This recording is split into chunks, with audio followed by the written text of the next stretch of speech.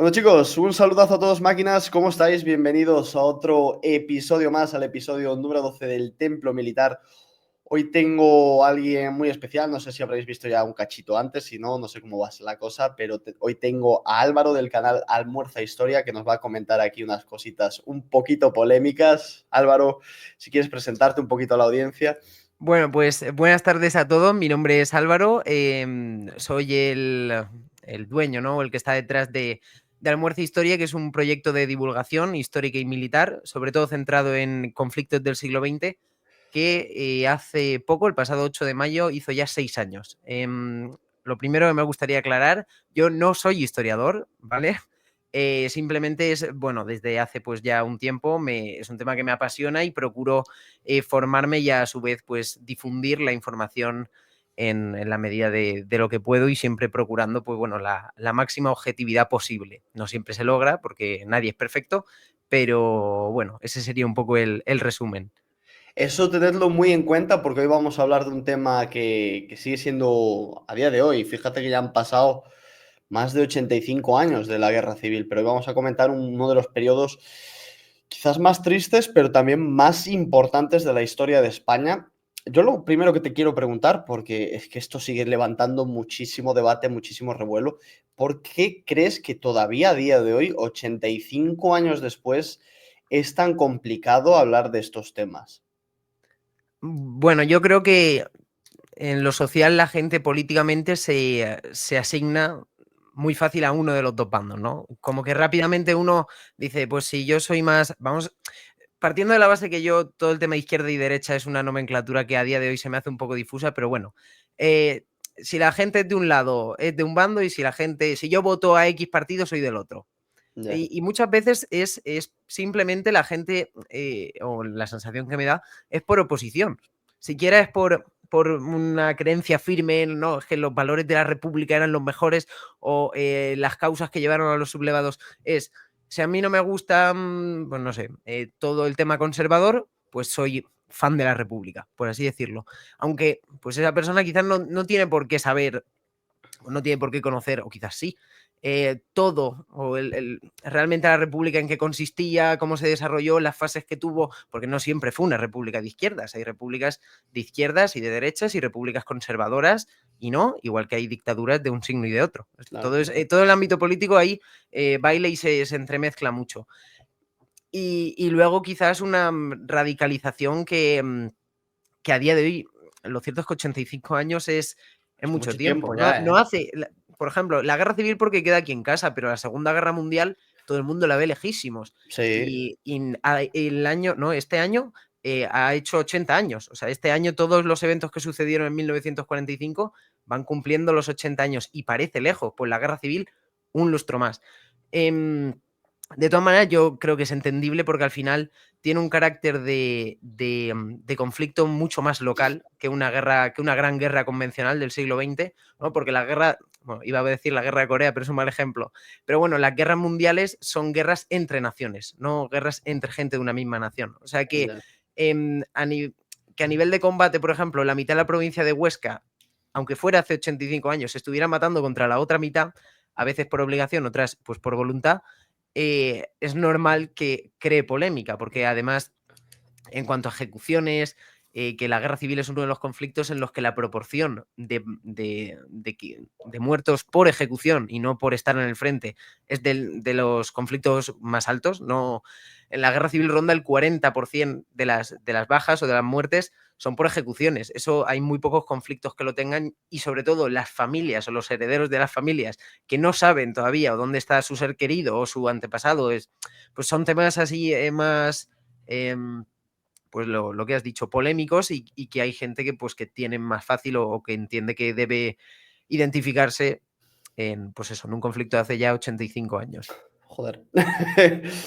Pues no me quiero imaginar todavía si la gente, pues no sé, siguiese pensando en las guerras carlistas, por ejemplo, también. Bueno, eso queda ya Ya, lejos, que pero de verdad. claro que pero también son, al fin y al cabo, también fueron guerras civiles, ¿no? Pero bueno, vamos a pasar al tema y ya vamos a entrar en polémica, por así decirlo, porque aquí ha habido principalmente una narrativa cuando hablamos de las causas, un poquito difusa, incluso a mí en el colegio se notaba, ¿no? Este sesgo de la profesora en cuestión. Básicamente lo que se nos decía era que un día, pues al ejército se le habían cruzado los cables a Franco y a Mola y a todos estos y habían decidido dar un golpe contra la República. Yo quiero que tú me pongas un poquito en contexto. Imagínate que yo soy, yo qué sé, un birmano y no tengo ni idea de lo que pasó en esos años. Quiero que me pongas un poquito en contexto cómo era la vida en la República y por qué una parte sustancial del ejército decide levantarse contra ese modelo de gobierno. A ver, bueno, evidentemente el asunto es bastante más complejo que una mañana se decidieran con ganas de arrasar un polvorín. A ver, la guerra civil comienza sus causas, disculpa si se ha oído. Bueno, lo dicho, es un conflicto que sus causas tienen raíces décadas atrás, pero bastantes décadas. Por no irnos en fin, a muchísimo tiempo atrás, digamos que hay una guerra que en el norte de África, que es la guerra del Rif, que a nivel social comienza a caldear todo el ambiente en España.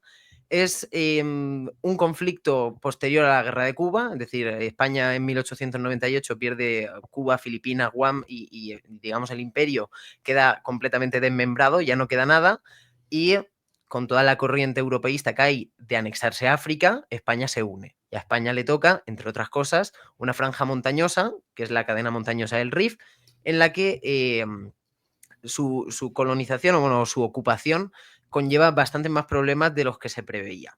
Entonces, a partir de 1909, más o menos, es cuando ahí comienza, yo veo el primer gran desencadenante de frustración social, que es que el ejército decide movilizar a la reserva. Y el problema es que la reserva, los reservistas, los moviliza parcialmente. Son campesinos pobres catalanes. Entonces, en Cataluña se desarrollan una cosa, es la Semana Trágica de Barcelona, que hay unos disturbios y una serie de revuelta social en la que pues, hay fallecidos, porque no, esos jóvenes no quieren ir a la guerra, además van obligados, porque tú podías pagar una especie de excepción para no ir, pero evidentemente las familias humildes del año Claro, 1910 no, no podían no había pagarla. escapatoria. Eso es. Luego, esa guerra arrastra a España, se extiende hasta el año 1925, es decir, es un conflicto bastante más largo de la guerra civil, de mucha menor intensidad, pero que acaba arrastrando a gran parte sobre todo de la sociedad, ¿no? A ver las grandes diferencias sociales que hay de una sociedad que se ha heredado del siglo XIX, en la que hay una desigualdad muy grande, tanto en propiedades y en estructura social, y comienza ahí a haber una división de un perfil de ciudadano mucho más conservador y de otro mucho más afín a los recientes movimientos obreros que están surgiendo no solo en España, sino en toda Europa. Ujú. Eh, pues en España esencialmente el anarquismo y el socialismo, pero ambos géneros digamos que tienen muchas de sus variantes. Entonces, resumidamente, la guerra del Rif llega a su punto más malo en 1921, cuando en un par de semanas, en agosto, fallecen más de 10.000 españoles, con el famosísimo desastre de Desastre Anual, total. Ujú. en el que bueno, los rifeños llegan a acercarse a Melilla, la bombardean. El gobierno de España entra en crisis como no se había visto nunca en la historia de España, porque nunca en la historia de España habían muerto tantos españoles en un solo día. Ya. Em, para que nos hagamos una idea, es incluso los días más altos del COVID, que desgraciadamente se registraban Sí, cifras dantescas, pues por 5 o por 6, en medio del desierto y retrotrayendo a lo que he dicho al inicio, de jóvenes que han sido obligados a ir a una región en la que España, pues tampoco ni pincha ni corta.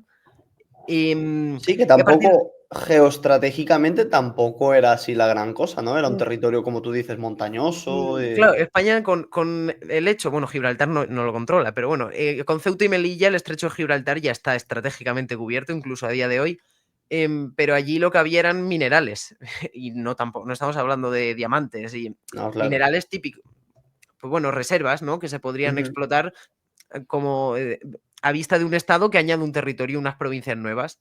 claro. Em, pero claro, ahí la guerra ya entra en un punto muy malo y a partir de ahí en 1923 se entra en la dictadura de Miguel Primo de Rivera, en la que se establece un directorio militar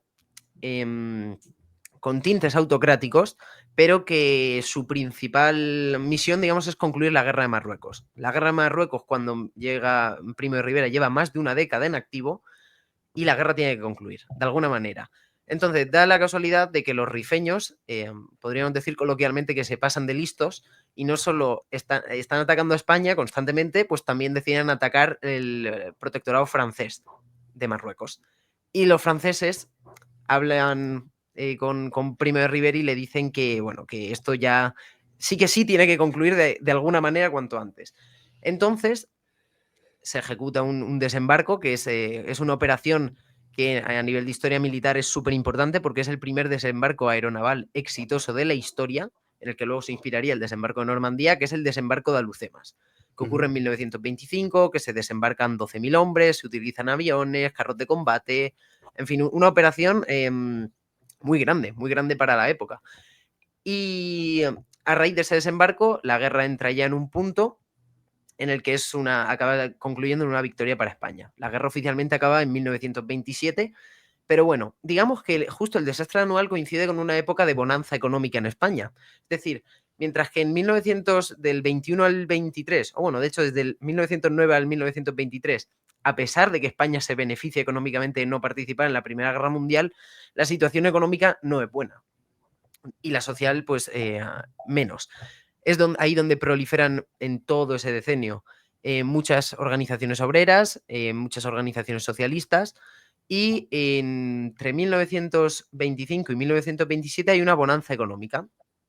Y ahí parece que, bueno, la situación remonta, el Estado aprovecha para hacer grandes obras públicas y esas obras públicas generan empleo para clases humildes y hay como un repunte. Sin embargo, conforme el mundo se va acercando al crack del 29, España lo nota también. Y desde 1927 hasta 1930 vuelve otra vez una crisis económica en la que los principales afectados son las clases pues, más humildes.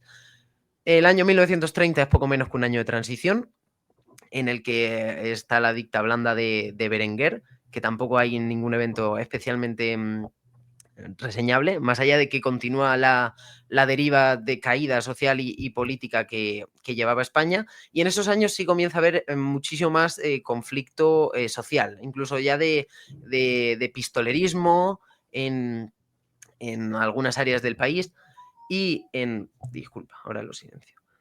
Y además hay una cosa que preocupa especialmente a las clases obreras, y es que comienzan a haber en Primo de Rivera tintes, y estos con matices, pero comienza a haber tintes de fascismo. Es decir, vamos a ponernos en situación, año 1929. La guerra hace 2 años que acabó, pero se sigue con una política muy direccionista, muy autoritaria, y además se crea un partido que es el Partido de la Unión Patriótica, que es un partido no al estilo fascista, pero similar. Y las clases socialistas y obreras se alarman. Y se alarman con razón porque lo cierto es que es un partido que... Una preguntita ahí por el medio que me está surgiendo ahora. ¿Con Primo de Rivera, había elecciones, podía haber otros partidos o era, digamos, dictadura de partido único y no podían legalmente? A nivel de gobernanza no se podía. Es decir, tenía que gobernar el partido único. Que yo tenga entendido, me puedo equivocar. Pero en principio era un órgano vertical que actuaba como el gobierno de España. Y de hecho, juraría que entre 1923 y el 29 el único que gobierna es Miguel Primo de Rivera. No hay ningún otro, no hay ninguna... Sin embargo, en la República sí hay varios gobiernos de distinto estilo, de distinto corte, pero en la dictadura de Miguel Primo de Rivera, que yo Solo sepa, Primo de esto Rivera. no ocurre. Entonces, hemos visto que han sido 2 décadas de mucho altibajo, de poca estabilidad, cuanto menos de poca estabilidad, conflictos sociales, carencias económicas, guerras, y en 1931 ocurren unas elecciones municipales. Esto es importante matizarlo porque no son unas elecciones generales, es decir, son unas elecciones para elegir no al presidente del gobierno, sino al presidente... Este hecho es un poquito el que vas a comentar ahora, es el que utiliza pues, la gente más cercana al republicanismo para dar legitimidad a este sistema del que ahora se va a hablar, de estas elecciones municipales. Sí, A ver, yo entiendo que le den cierto, partiendo de la base de que yo, insisto, procuro tener la postura más Neutral. neutral posible, Ujú. eso es. Em, Al final son unas elecciones en las que se eligen municipios y sí que es verdad que en las grandes capitales ganan, aparte por mayoría abrumadora, las candidaturas republicanas. Pero el número total, en el número general de representados de las ciudades españolas, siguen ganando las Claro. candidaturas monárquicas. Pero hay un tema y es que el rey ve el ambiente. Claro, el rey no vive no sé, en Soria, el rey vive en Madrid. Es probable que en Soria o en Burgos o en Salamanca sí hubieran salido candidaturas monárquicas, pero el rey ve el ambiente que hay en Madrid y no estamos hablando de una época en la que ahora tú puedes ver el censo electoral perfectamente en directo. El rey ve un ambiente de republicanismo que le asusta un poco. Entonces, ante la duda, decide marcharse. Entonces, el rey se exilia a sí mismo. Y digamos que ese hecho es un poco el que legitima la república, tanto en cuanto no han ganado ni unas En- elecciones generales, ni siquiera una imposición total en unas elecciones municipales, pero claro, el rey se ha marchado. Claro, Entonces, si sí, la sí, ha monarquía abandona escapado. el país y encima el centro de poder, que es Madrid, eh, está pues lleno de esa o en la candidatura republicana que ha ganado, pues al final la república se instaura. Aquí hay que hacer un importante matiz que yo incluso me he visto otras intervenciones, no lo suelo matizar. Aquí no es que llega la república en 1931 y se instaura ad eternum. Luego hay unas segundas, esto ocurre en abril, pues en junio hay unas elecciones, esta vez sí generales, porque se forma un gobierno provisional hasta que se hacen esas elecciones, en las que pues gana un gobierno de izquierdas. Este gobierno gobierna entre 1931 y 1933, en el que pues, bueno, se impulsan medidas de mejora económica, sobre todo reforma agraria, mucha reforma social. En el ámbito educativo también se hace mucho hincapié, sobre todo en la, no recuerdo cómo se dice, la dessecularización de las escuelas, en todo lo referente Ujú. a la iglesia, pero eso también tiene su contraparte, y es que se crea una represión a nivel de todo el movimiento católico muy importante, suceden muchas quemas de iglesias, muchas ejecuciones y salvajadas con monjas, y este tampoco es un periodo tranquilo, es decir, las elecciones estas son en 1931, pues en el 32 y en el 33 hay dos golpes de Estado. En el del 32 lo hace Sanjurjo, que es uno de los que luego tendrá más protagonismo antes de que empiece la guerra civil, porque no le da tiempo, porque se muere. Eh, ese golpe lo da en 1932, donde no le sigue nadie del sector conservador. Nadie sigue a Sanjurjo. Y eso nos quiere decir que a pesar de toda la inestabilidad, de que podría haber un sector conservador que no estaba demasiado de la labor por la República, no hay un afán militar de tumbarla, al menos no en el año inmediatamente posterior a su proclamación. Luego, en el año 1933, hay un levantamiento en Andalucía, un levantamiento obrero, el levantamiento de Casas Viejas, eh, que, pues digamos, de la otra parte, este no es un golpe, ¿cómo explicarlo? No es un golpe Al uso, político a la ¿no? capital. No, Claro. es una revuelta, pero que da buena muestra de que, a pesar de que es una república de izquierdas, hay sectores que siguen, como es el campesinado andaluz, sigue sin estar conforme. Es decir, la república desde su nacimiento no es un mundo estable, por así decirlo. Sí tiene partes en las que evidentemente hay un progreso, pero no logra en ningún momento enlazar una estabilidad general suficiente. Y de hecho esto es tan así porque luego vuelven a haber elecciones y esta vez en 1934 sale la CEDA, que es lo que se conoce, bueno, se conoce popularmente, pero yo creo que es un nombre un poco despectivo, que es el bienio negro, ¿no? A nivel de... yo no estudio historia, estudio marketing y es verdad que a uno se llama que un periodo de gobernanza se llame el bienio negro, pues ya tiene un cartel Claro. bastante más malo. Pero bueno, el asunto es que en 1934, aun gobernando la derecha, sigue sin ser un periodo tranquilo. Nadie logra hacer la República Periodo un lugar de estable. paz, porque en octubre ocurre la Revolución de Asturias, que es el mayor levantamiento obrero de la historia de España, y quien acude a sofocarlo es el gobierno de la República. No es porque solo Sí, existe, solo incluso yo, existe. yo, yo tengo entendido, corrígeme si estoy equivocado, que Franco mismo va allí a sofocar Sí, el. Franco es uno de los... la guerra del Rif que he comentado antes, pues hemos dicho, tal, se bombardeó Melilla. Bueno, pues la Melilla también fue salvada por la Legión, en este caso comandada por Franco. Y todo el sector de africanistas, que son los soldados y mandos que se curten en la guerra del Rif, luego en la guerra civil tendrán un gran papel y de hecho en el ejército de la República estaban muy cotizados. Tanto es así que, como tú bien dices, fue Franco quien dirigió toda la operación para sofocar el levantamiento de Asturias. Luego, prácticamente a raíz del levantamiento en Asturias, comienza una especie de confabulación en la que ya los mandos conservadores comienzan a entender que mediante la paz y la ley pocas cosas se pueden solventar en la República, porque al final no han enlazado un solo año sin un golpe de Estado relevante. O sea, no hay manera. Eso a día de hoy, ¿De si uno nosotros... o de otro lado, Sí, sí, sí, realmente? eso es. Entonces, bueno, el gobierno de la República, a pesar de estar gobernado por la CEDA,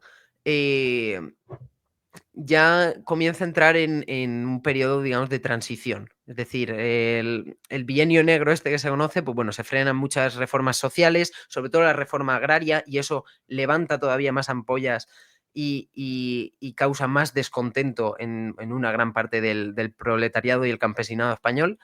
Y luego ya llegamos al año 1936.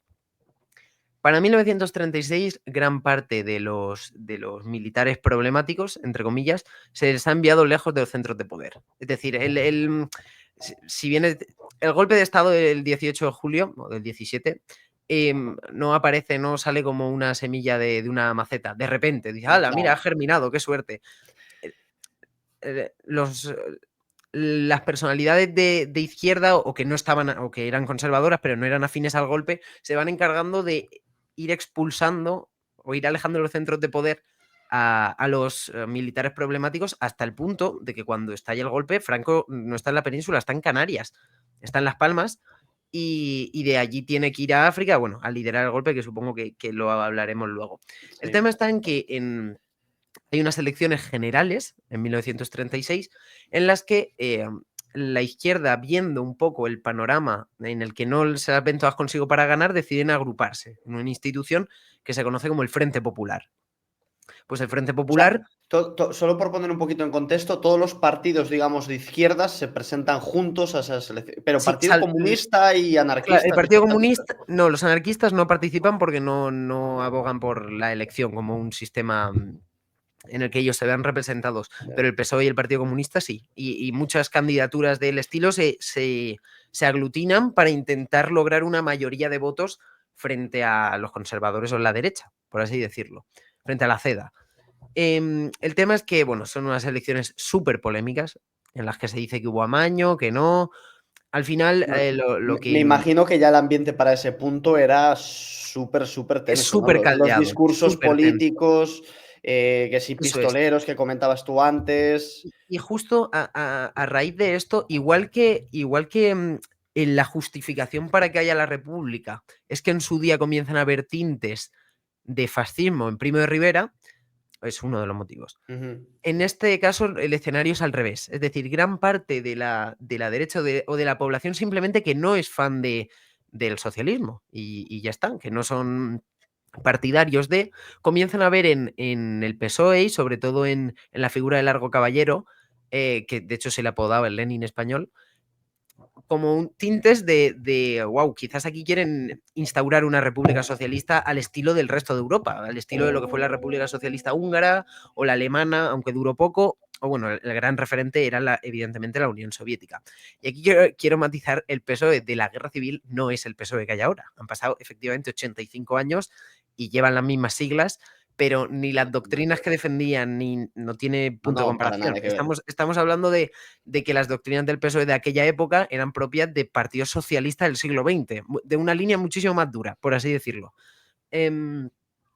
Entonces, digamos que gran parte de la derecha o de la población conservadora se moviliza también y ocurren estas elecciones en las que todo queda muy parejo, a pesar de lo que se dice de Cuba Maño, de que lo cierto es que por una ventaja muy, muy justa gana el Frente Popular, pero esto ya sí que no satisface a nadie. Pero esto, según yo tengo entendido, gana en número de escaños, pero no en número de votos. O sea, si sumas los partidos de derecha con el Frente Popular, en número de votos ganan los partidos de derecha, pero en escaños consigue sacar más. Corrígeme si estoy equivocado, ¿eh? No lo sé.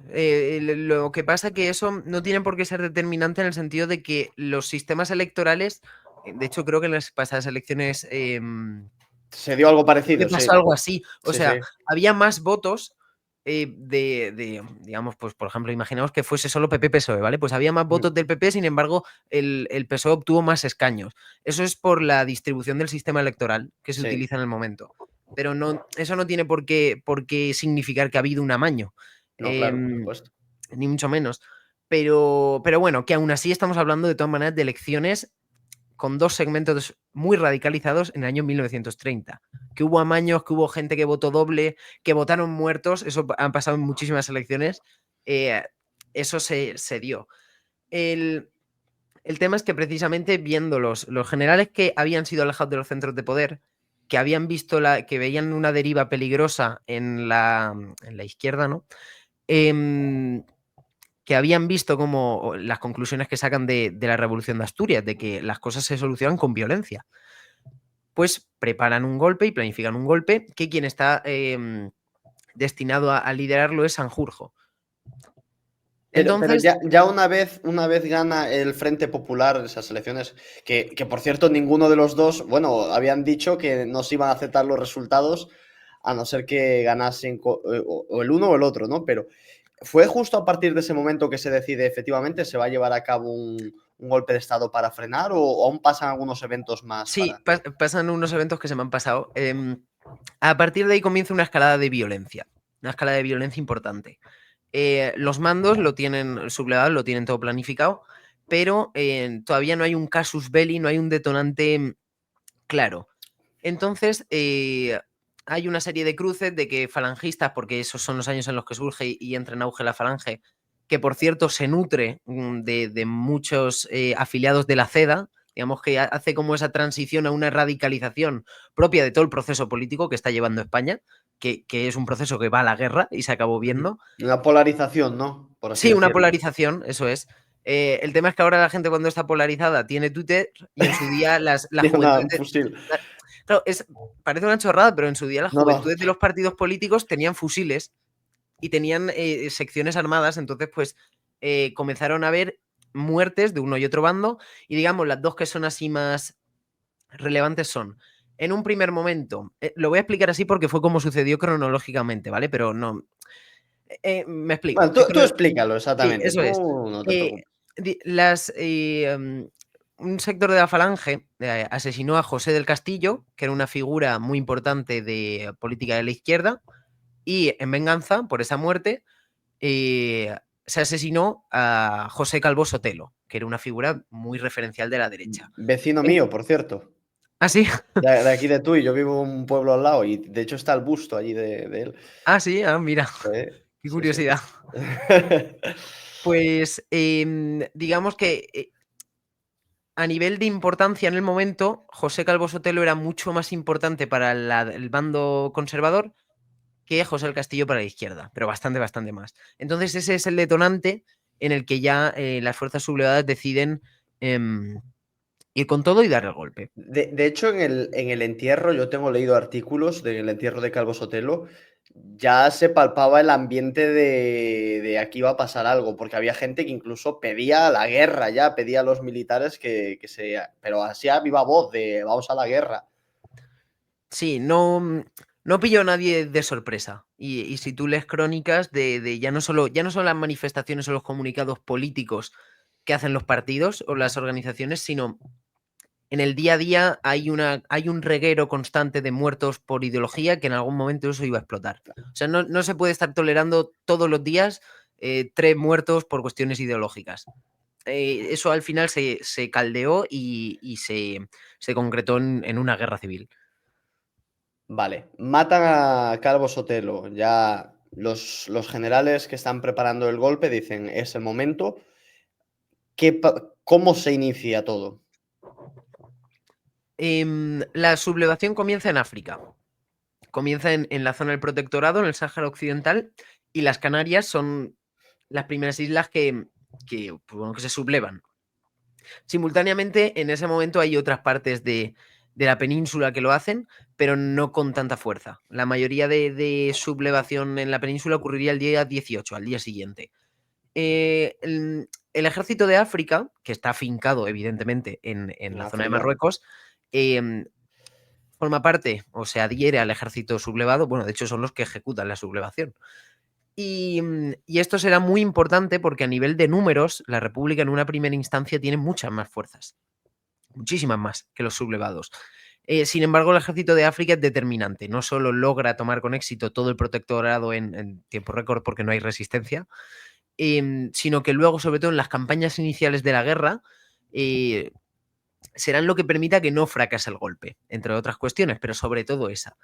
De hecho, en estos primeros días ocurre una cosa que es el bombardeo de Guernica es famosísimo y ese, digamos, es la máxima expresión de bombardeo a población civil, pero el primer bombardeo a civiles lo ejecuta la República sobre las ciudades sobre la ciudad de Tetuán, que está en África. Ujú.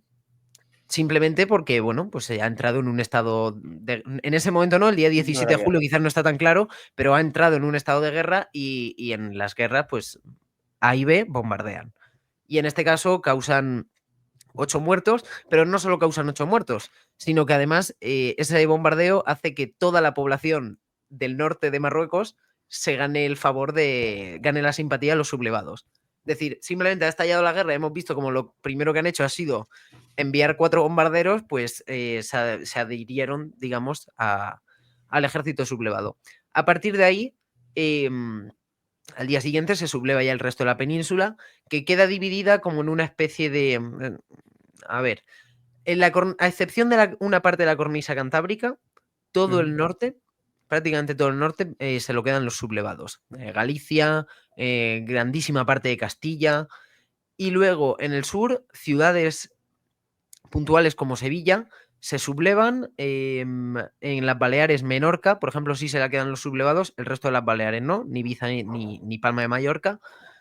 Y el mapa, digamos, de la guerra civil como tal se configura varios meses después. Porque al inicio hay que entender que nosotros ahora lo vemos con retrospectiva y vemos claro que es el frente de guerra. Pero en su día lo que se temía, lo que era una sublevación en dirección a Madrid. No era otra cosa. En un primer momento, todo este golpe se plantea como una sublevación para corregir a la República, no para derrocarla, por así decirlo. Y Por ejemplo, en esos primeros impases, ¿no? Estamos hablando del 17, 18, hubo negociaciones entre los sublevados y la República para ver si se podía. Porque por lo que tú me comentas, parece que ninguno de los dos tenía una capacidad de doblegar al otro, ¿no? Porque vemos que los territorios más o menos se repartían ecuánimemente y que ninguno tenía una ventaja demasiado clara sobre el otro, pese a que en números quizás la República tenía más papeletas, pero hubo sí, algún intento de negociación, de desescalada pacífica o... que yo sepa, no. De hecho, en general, el ambiente era de belicismo y quizás le pasó factura el hecho de que la República en un primer momento se confió mucho. De hecho, no recuerdo quién lo dice, quizás cuando cuenta la anécdota a alguien sí se le ocurre quién fue el autor, pero hubo un momento en el que a algún mando de la República, desconozco si era militar o político, le dicen, oye, se ha sublevado el ejército en África. Y dice, pues si se ha levantado yo me voy a dormir. O sea, no se tomaba A demasiado mí en me serio. suena también eso, Es una me suena de anécdota que a haberlo mí escuchado. y no sé si fue o Manuel Azaña o Indalecio Prieto, en fin, fue una figura relevante. En el sentido de que no se tenía demasiado en cuenta. Pero al final lo hacen no con lógica, porque evidentemente cuando se te ha sublevado un tercio del país, pues tienes que estar atento. Pero la República tenía la mayoría de soldados, el reconocimiento internacional, los canales de suministro, la mayoría de tanques, la mayoría sobre todo el factor más importante, la mayoría de barcos, y eso sí, en la Ujú. armada, pero de calle. Y sobre todo, eso es muy importante lo que comentas, lo de los barcos, porque para pasar las tropas de África a la península, hombre, los barcos ayudan bastante. De hecho, algún día me gustaría hacer un vídeo, una investigación, algo en profundidad, porque no logro entender por qué la Armada no se presentó en el Estrecho de Gibraltar. Quizás investigo y digo, hubo un barco. Bueno, no, pero ¿por qué no se presentó entera? Porque como tú comentas, los sublevados hacen otra hazaña militar histórica, que es el primer puente aéreo de la historia, con ayuda de aviones alemanes, en el que cruzan por aire el ejército de África, lo pasan de parte del estrecho a la zona de Andalucía. Sí que es verdad que el primer convoy que cruza, lo cruza por mar, que es propagandísticamente fue muy famoso en su día, aunque militarmente no fue tan relevante, que fue el convoy de la Victoria, que fueron una serie de soldados en un pequeño convoy de barcos y cruzaron el estrecho. Pero eso todavía refuerza más la tesis, porque por aire todavía puedes decir, bueno, pues quizás no estaban las armas antiaéreas precisas para derribar los aviones, pero ¿y en el mar? Es que ¿dónde Ya. estuvo? Yo es una gran duda que tengo y no entiendo cuál fue el motivo. La verdad, personalmente, ¿eh? No soy Sí, capaz de sí, explicarlo. la verdad es que yo tampoco, porque teniendo la Armada, ¿no? En un momento donde quizás pues los aviones tampoco estaban tan desarrollados, pues hubiera sido quizás decisivo, ¿no? Frenar para la República, frenar al ejército de África, que además era el ejército más profesional que había en ese momento. Y el único que tenía experiencia en combate. Exactamente, que eso Y es un de factor. hecho, por eso el ejército de África, cuando se logra abrir paso por Andalucía, va a Badajoz, a Extremadura, donde se protagoniza una cosa que a día de hoy tiene también bastante controversia, que es la masacre de Badajoz. Porque a mí en la guerra civil sí que es verdad que hay una serie de cosas que me llama mucho la atención y es la contradicción absoluta en las fuentes. Me explico. La masacre de Badajoz fue, o la tesis que defiende que la masacre existió, voy a hacer la comparación, ¿vale? No estoy diciendo que defienda Ujú. A o B. Dice que fue en la Plaza de Toros. La Plaza de Toros. Y sin embargo, luego hay otras fuentes que lees que dicen que en la Plaza de Toros es imposible porque había proyectiles en el suelo de un bombardeo, porque no se encontró ni un casquillo de bala. Esas dos versiones son incompatibles por completo. Ujú. Yo personalmente en este caso sí que es verdad que he visto bastante mejor fundamentado la ejecución a que no ocurriera. Em, Porque es también muy complicado que una ciudad entera se invente una masacre de ese estilo. Por ejemplo, en Pero, Paracuellos del Jarama, que fue una ejecución que realizó la República, nadie se le ocurriría negar decir, no, Paracuellos del Jarama no existió. Eso no es verdad. Porque es lo que hemos comentado al inicio de la conversación, la guerra civil es uno de los conflictos que mayor carga de muertes civiles o por simple sí, represión en la retaguardia, tienen. ¿no? Eso Podríamos es en la decir, ya, retaguardia. la retaguardia. Y bueno, el ejército de África también en ese papel, y gracias a todo el aura negativa que coge en Badajoz, ahí comienza ya a cargar una fama de miedo, ¿no? De cara a la población civil. Claro, este ejército de África estaba dirigido por Abebe el Krim, ¿puede ser? No, Había un general marroquí también muy importante, mano derecha incluso de Franco. no me suena. Abdelkrim fue el líder rifeño, Ah, fue el que vale. lideró las tropas rifeñas en la guerra del Rif. Si hubo Ah, un mando marroquí, no lo sé, puede ser, ¿eh? Perfecto. Y sería muy sí, curioso es averiguarlo. que creo que sí, ¿eh? De hecho, llegó a teniente general o una cosa así, ¿eh? Pero bueno, el golpe es un fracaso porque no consigue tumbar a la República por medios, vamos a ponerlo, pacífico.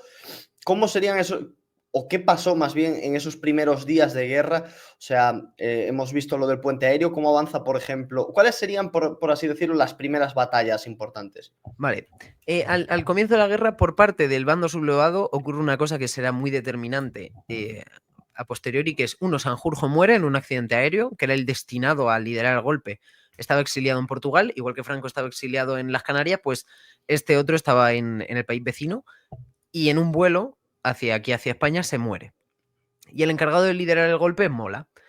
De todas maneras, en ese punto el ejército está haciendo una doble operación, digamos, una especie de operación de pinza a lo bestia, que es que Mola está yendo con sus ejércitos desde el norte hacia abajo, hacia Madrid, y Franco, que ya está en la península, digamos, va con sus ejércitos del sur hacia Madrid Ya, también. O o sea, sea que intentan. la cornisa cantábrica en ese primer momento la obvian, por así Sí, decirlo. la obvian, la obvian, la obvian.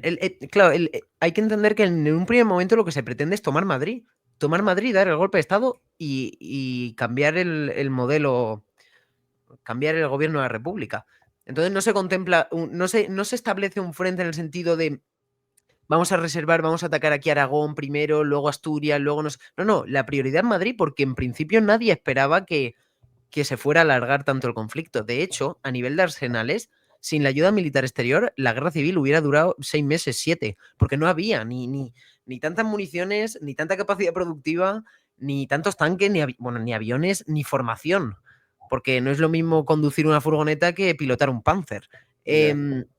Entonces, en los primeros momentos de la guerra, lo que se pretende es tanto desde Castilla, digamos, bueno, no es tanto desde, quizás no he matizado bien, desde Castilla bajar hacia Madrid y desde Extremadura subir hacia Madrid. Que de hecho en esa subida es donde ocurre el famosísimo episodio del asedio al Alcázar de Toledo. Eso es. Quiero que me lo comentes un poco porque también es una de las batallas quizás más relevantes y propagandísticamente le vino muy bien a Franco.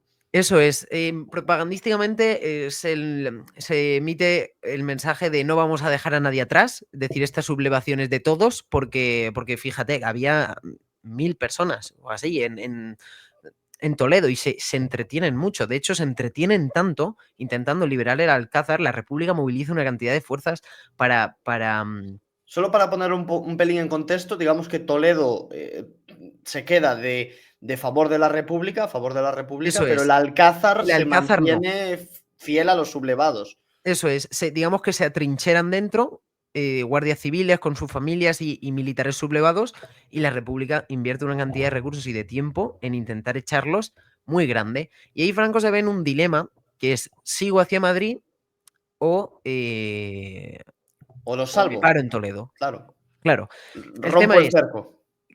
eso es, paralelamente en la República está ocurriendo una cosa. Se están armando las milicias, hay cierta desorganización militar, cierta, bueno, considerable, pero si el ejército de la República, el número de efectivos que figura, tú buscas las comparaciones, si el número de efectivos que figura los hubiera tenido como fuerza regular, la sublevación no hubiera ido a ningún sitio. El problema es que gran parte de esa fuerza eran milicianos desordenados que no tenían ni táctica ni hábito de combate y bueno, la República en ese momento tiene muchos problemas para gestionar su fuerza militar, porque está todo como efervescente. Sin embargo, en el tiempo en el que Franco pierde liberando el Alcázar de Toledo, a la República le da tiempo a organizar una defensa más o menos decente de Organizada, claro. Madrid. Ujú. Y de hecho tiene éxito porque después de la batalla de Guadarrama, que es la batalla en la que las tropas de Mola intentan acceder a Madrid y fracasan, por el norte, por la Sierra de Guadarrama, eh, los sublevados liberan el Alcázar de Toledo con todo el chute de moral que eso supone, pero también todo ese tiempo perdido implica que no van a ser capaces de tomar Madrid. Además, la República coincide con la llegada de las brigadas internacionales, que es un contingente de voluntarios extranjeros bastante numeroso que llega a España a luchar en favor de la República. Muchas son tropas que han combatido algunas de ellas en la Primera Guerra Mundial y, bueno, además traen también experiencia de combate. Entonces, de todas maneras, las brigadas internacionales las organiza la Comintern, que es la internacional comunista, la tercera en este caso, y también parten con un planteamiento y unos mandos que fueron bastante efectivos. O sea, la República salva Madrid en parte gracias a la ayuda de las brigadas internacionales y en parte también al tiempo, ¿no?, que habían podido ganar En Toledo. en Toledo. Ujú. Sí que es verdad que Madrid acaba sitiada el resto de la guerra. O sea, Madrid, hay partes de Madrid, no estoy seguro que en su día pertenecieran a Madrid a nivel de municipio oficial, Ya. pero bueno, zonas como la Casa de Campo, la zona universitaria, que a día de hoy son puro Madrid, en aquel momento fueron De hecho, ahí escenario de trincheras. efectivamente, en la zona universitaria hubo combates bastante fuertes, ¿no? Sí, sí, sí, sí. Fueron los grandes núcleos de combates en Madrid. Unos, Claro, porque podríamos decirlo así en el extrarradio, ¿no? Digamos que en ese primer eso impasse, es, en ese primer momento, eso es.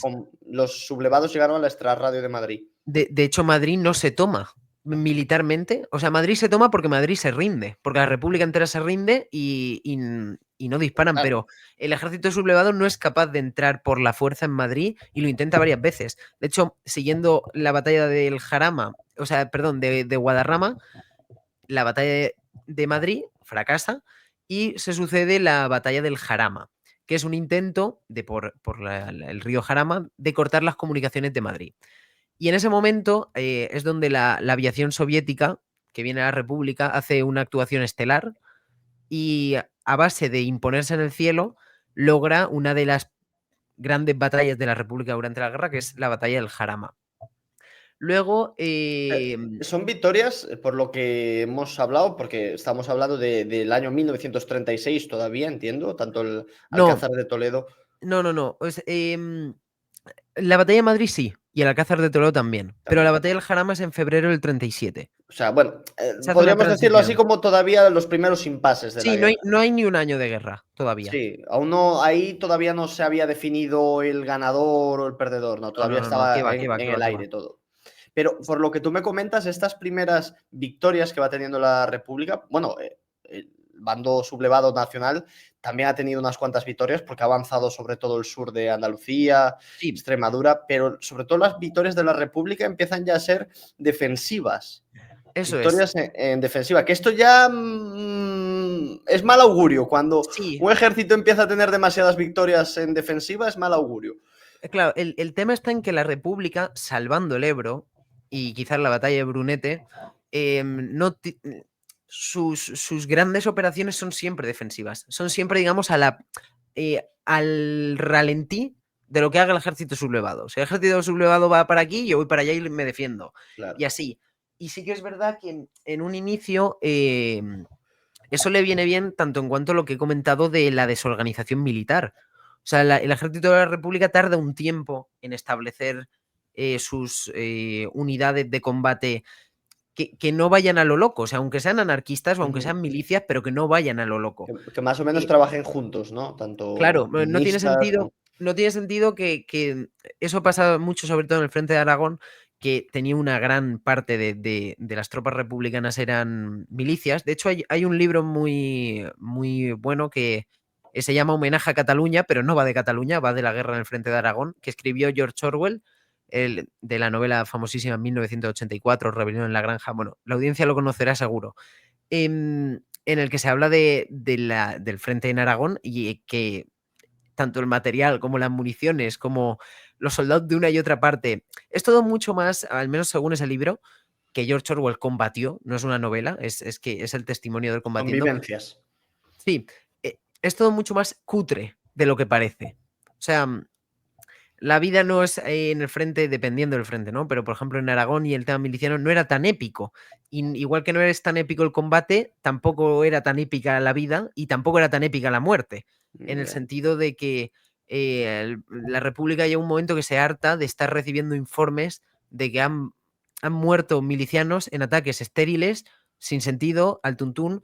Y esa pequeña diferencia, ese pequeño goteo de bajas constante, hace que luego al cabo de la guerra sea determinante, porque todo el ejército sublevado es un ejército encuadrado y no hay milicias en el, o si hay son las minoritarias o se Bueno, integran en unidades del ejército. los requetés, ¿no? Y así. Sí, pero que aún así es una milicia de otro estilo, no es una milicia Sí, anarquista, es una no, milicia con tradición militar, con, claro. no sé, o al menos yo las veo de otro, No, no, de otro corte. y esto es lo que siempre se ha hablado, ¿no? Una diferencia entre el bando republicano y el bando nacional es que las milicias del bando nacional estaban integradas a las operaciones del ejército y hacían operaciones conjuntas, ¿no? Las milicias del bando republicano iban por su cuenta, ni, ni misión Eso es. command ni nada, a tomar por Y, culo, yo y, hago lo que me sale de la... Y el formato milicia está muy bien para una guerra, o sea, milicia me refiero a lo loco, está muy bien para una guerra corta. Hasta la batalla de Madrid, que no se sabe muy bien qué es lo que va a pasar, pero Ujú. una vez la República derrota a los sublevados en Madrid, ahí es donde el frente, digamos, ¡pum!, se crea una grapa entre dos Españas y es ahí donde sí podríamos decir que comienza la guerra propiamente dicha. Y la primera gran campaña es esta de la batalla del Jarama, que es una derrota sublevada, que también atiende a la lógica de un ejército incipiente, como es el sublevado, estrenándose en la guerra como tal. O sea, una vez ya hay establecido un frente y tengo que tomar este sector, y en el Jarama pierden. Y es verdad. Pero luego a partir de ahí comienza, digamos que se explora Madrid y no acaba de cuajar el asunto, entonces se comienza a tocar un poco el norte. Comienza la Esa, ofensiva del norte esa y cordillera cantábrica que habíamos eso es. hablado antes, ¿no? Y la ofensiva del norte que es parte, son las provincias de Bilbao, bueno, Bilbao, no, Guipúzcoa, Vizcaya y parte de Asturias. La provincia de Álava, sin embargo, sí forma parte de la sublevación. Es una división así un poco peculiar en el De País hecho, Vasco. Entonces, Navarra, aunque a muchos le llame la atención, Navarra sí que sí, era muy, pero incluso socialmente muy proclive al bando sublevado y nacional. sí, la sociedad navarra del momento era, y bueno, y de hecho los requetés y los Efectivamente, carlistas claro. tienen gran parte de su peso es en Navarra. Em, sí tenían mucha afinidad con el bando sublevado. Y de hecho, el hecho de que Navarra no se sublevara es lo que hace que la cornisa cantábrica esté condenada prácticamente desde el minuto 1. Porque si Navarra se hubiera sublevado, seguramente hubiera logrado hacer presión a la otra parte del frente de Aragón y unir un poco, hacer como una especie de franja norte, Ujú. que eso a nivel defensivo tengo que decir que es muy Sí. complicado de defender, porque es muy estrecha y muy larga. Pero bueno, todavía hubiera tenido alguna opción. Sin embargo, la cornisa cantábrica estaba aislada por completo del resto de la España republicana. Era un frente aparte que solo podría suministrar por barco. No había otra manera, porque si no tenías que atravesar el frente desde pasar todo Aragón y todo Navarra. Y claro, eso ya crea una debilidad innata en ese frente que es complicado de solventar. O sea, o tú te las apañas para meter una cantidad de hombres relevante para que puedan hacer frente, de todas maneras, defensivamente, para que defiendan, no Con, porque... claro, con la Armada no podían intentar hacer eso, yo qué sé, desde Valencia, dar toda la Sí, vuelta y... sí podían y de hecho durante un tiempo es que era la única manera de abastecer, pero claro, eso logísticamente es muy Claro, también problemático, porque y es además España bastante tiene la distancia, claro. peculiaridad de que es una península, entonces es hacer el Es recorrido que dar toda la máximo. vuelta, claro. Y es verdad que la ventaja que tuvo ahí esa zona es que el País Vasco tenía un ejército propio y tenía, que son los Gudaris, y además estos Gudaris tenían una armada. Entonces, por esa parte, costó un poco más que el País Vasco, bueno, no, que el Frente del Norte cayera. Lo que pasa que al final se apoya mucho en la gran carencia que tenía ese frente, era la aviación. La República allí tenía muy pocos aviones y sin embargo el bando sublevados tenía un montón. De hecho, la base de la aviación alemana estaba en Burgos, que es de las ciudades que está más próxima a nivel aéreo, además, a la cornisa cantábrica. Y por esa parte, poco a poco. Y bueno, y que al final creo que se acabaron destinando 100.000, 120.000 hombres del bando sublevado a tomar la cornisa cantábrica. Es un montón. Lo que pasa que si tú lo comparas con cosas de la Primera Guerra Mundial o de la Claro, Segunda, parece como que es poca gente, pero es una auténtica barbaridad. claro, para la Tenemos que España de la pensar, época, claro, y España en aquel momento tenía 26 millones de habitantes. Era la mitad de gente que hay a día de hoy y ujú, no con los medios que tenemos hoy. claro, y no todos estaban del bando nacional, también Claro, había gente además, o sea, del es una claro, división dentro de la mitad de la población que hay ahora. Entonces, joder, a nivel militar fue súper exigente para el país en general porque ambos ejércitos lograron poner cada uno cerca del 1.000.000 de hombres en el frente. Entonces, estás haciendo de Luche el 5% de la población ya. activamente, más luego cadenas de suministro, hospitales militares, en fin, toda la logística que conlleva una guerra. Pero bueno, digamos que conforme se está desarrollando la ofensiva del norte, la República emprende una de las acciones ofensivas, una de las pocas que la verdad emprende, que es la batalla de Brunete. Ujú. ¿Dónde se da la batalla de Brunete? Bueno, Eso es, entiendo que en cerca Brunete. de Madrid. Es Ujú. decir, la República tiene la lanza con el objetivo de aliviar la presión en el frente del norte por distraer tropas y llevarlas a Madrid otra vez. Es decir, sabemos que Madrid es un frente que tenemos más o menos bueno, más o menos no, tenemos muy controlado. Controlado. Entonces, si lanzamos una ofensiva aquí, es normal que un ejército Claro, que se ve en posición de victoria no solo se defienda, sino que contraataque. Entonces, claro. Brunete se plantea como una operación de ida y vuelta en la que estamos preparados para defender. De hecho, más o menos el resultado de la batalla se queda en algo así. El problema es que la República avanza, pero avanza un poco, avanza y luego retrocede, pero en términos general acaba avanzando.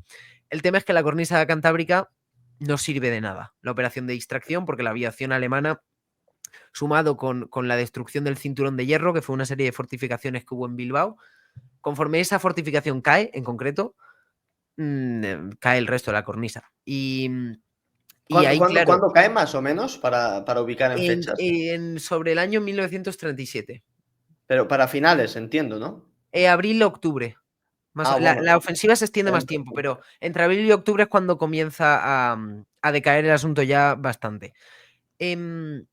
Luego es reseñable también que mientras se está desarrollando la ofensiva del norte, sí hay otra ofensiva más en Madrid, en este caso en Guadalajara, pero no la lleva a cabo el bando sublevado, pero quien se encarga de dirigirla son los italianos, ¿vale? Igual que he comentado que las brigadas internacionales fueron un cuerpo de en torno a 40 60 mil hombres, que no es poco, que ayudaron a la República, el gran contingente de tropas de infantería extranjero fue del Corpo Troppe Volontarie, que son italianos, que llegaron a ser hasta 40.000 y traían bastantes blindados de una calidad sospechosa, pero los bueno, blindados italianos sospechosa comparada con los blindados que tenían la República, que eran los T-26 soviéticos, 26. que era el mejor tanque medio del mundo.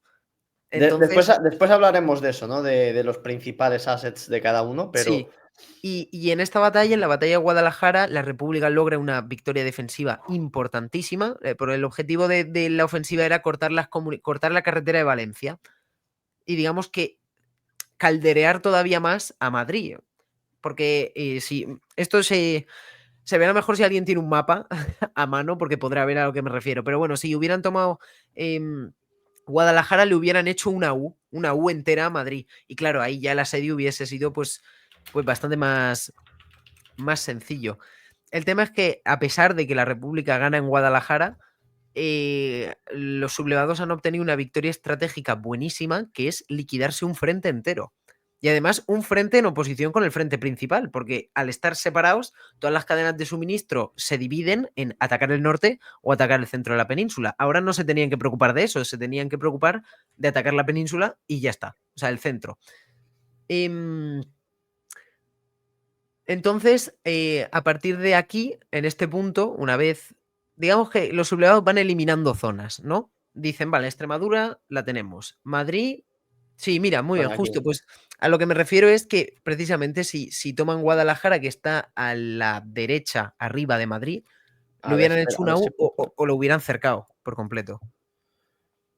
Eso es, muy bien. A ver, que lo voy a poner bien, lo voy a poner bien Correcto, porque no estaba compartiendo la pantalla correcta.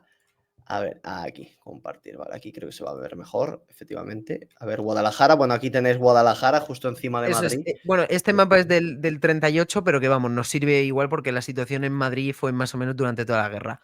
Pues justo, si se llega a tomar, no entra, en el momento no hubiera entrado en un cerco tan claro como se ve aquí, porque aquí hubiera sido abrumador, pero sí hubiera hecho una U que ese tipo de defensa es súper, súper costoso. Y hoy, por ejemplo, en la guerra de Ucrania se está viendo, si os fijáis en el frente ucraniano, el ejército ruso se dedica a hacer Us, que se llama calderear, Ujú. constantemente sobre el ejército ucraniano, porque es un tipo de defensa que consume y desgasta un montonazo.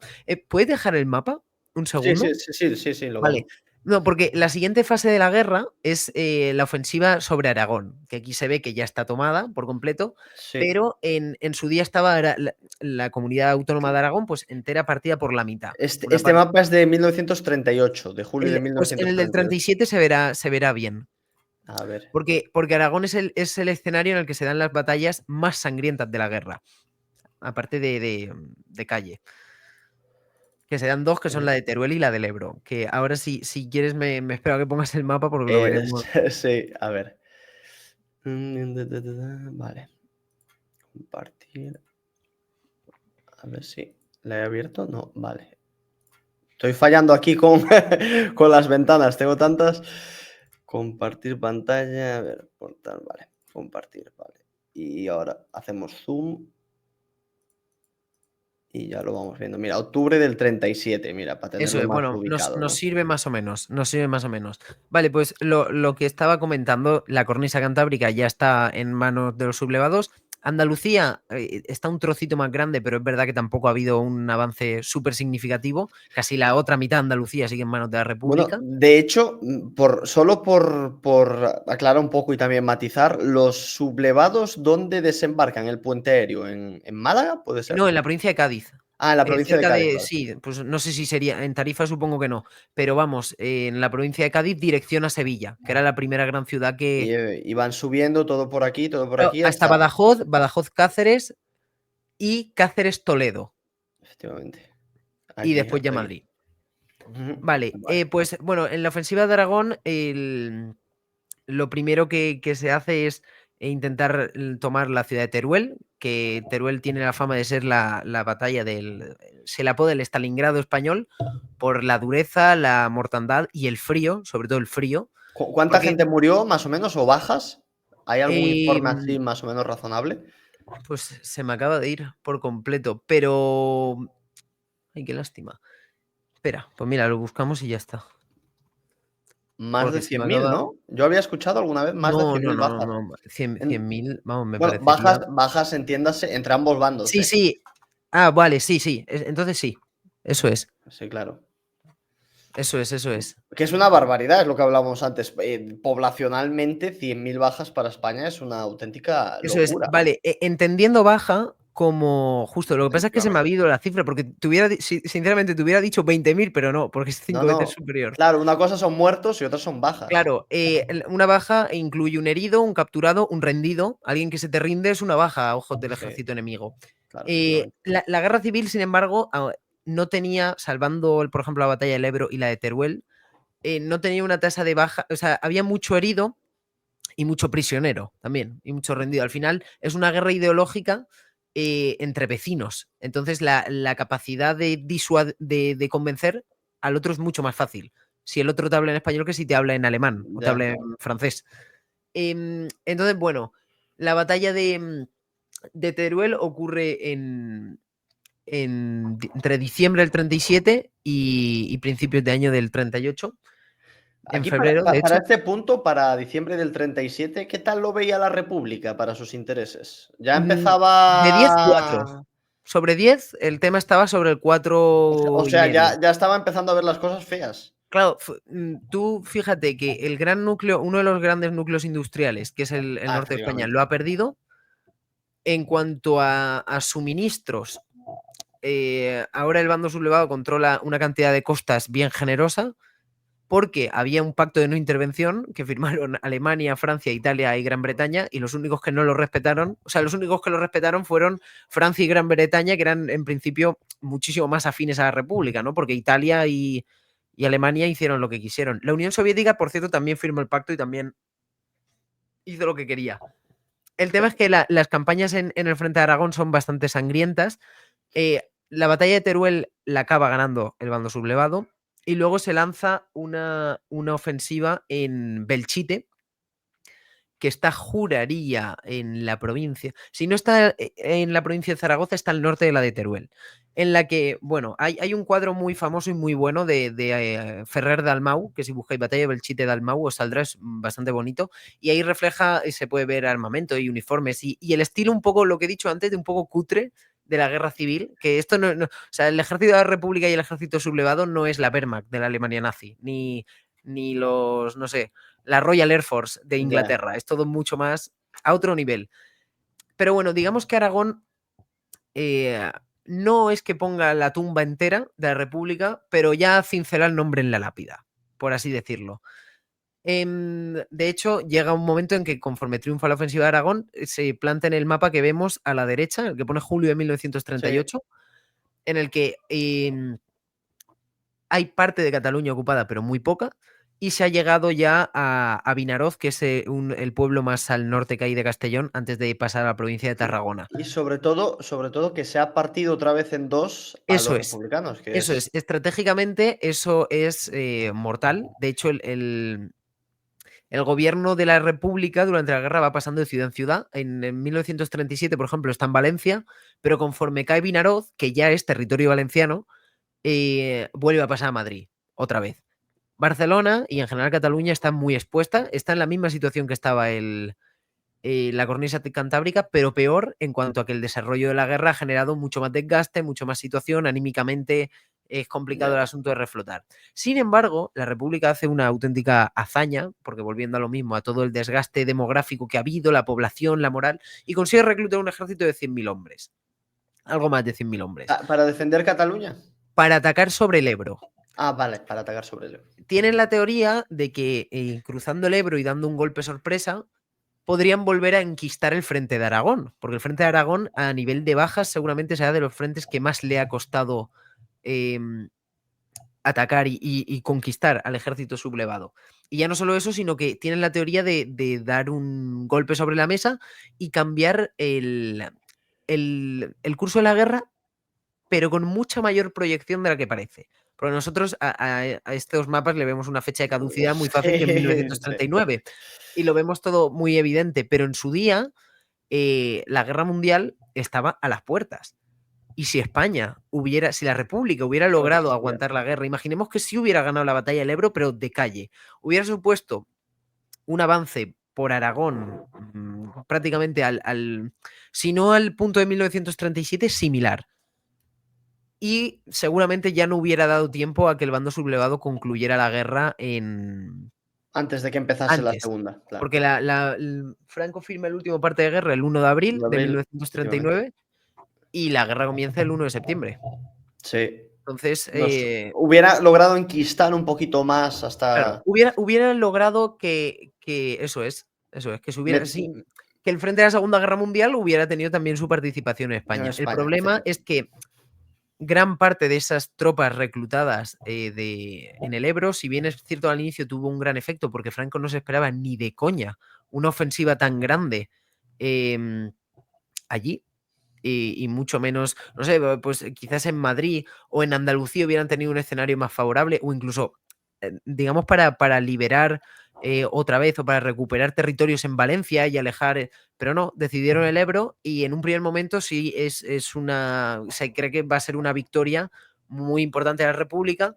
El tema es que la guerra civil no tiene batallas de grandes maniobras, tiene batallas de desgaste, Llegaste. similares a las que hay hoy en Ucrania, no por ser repetitivo, pero bueno, del estilo.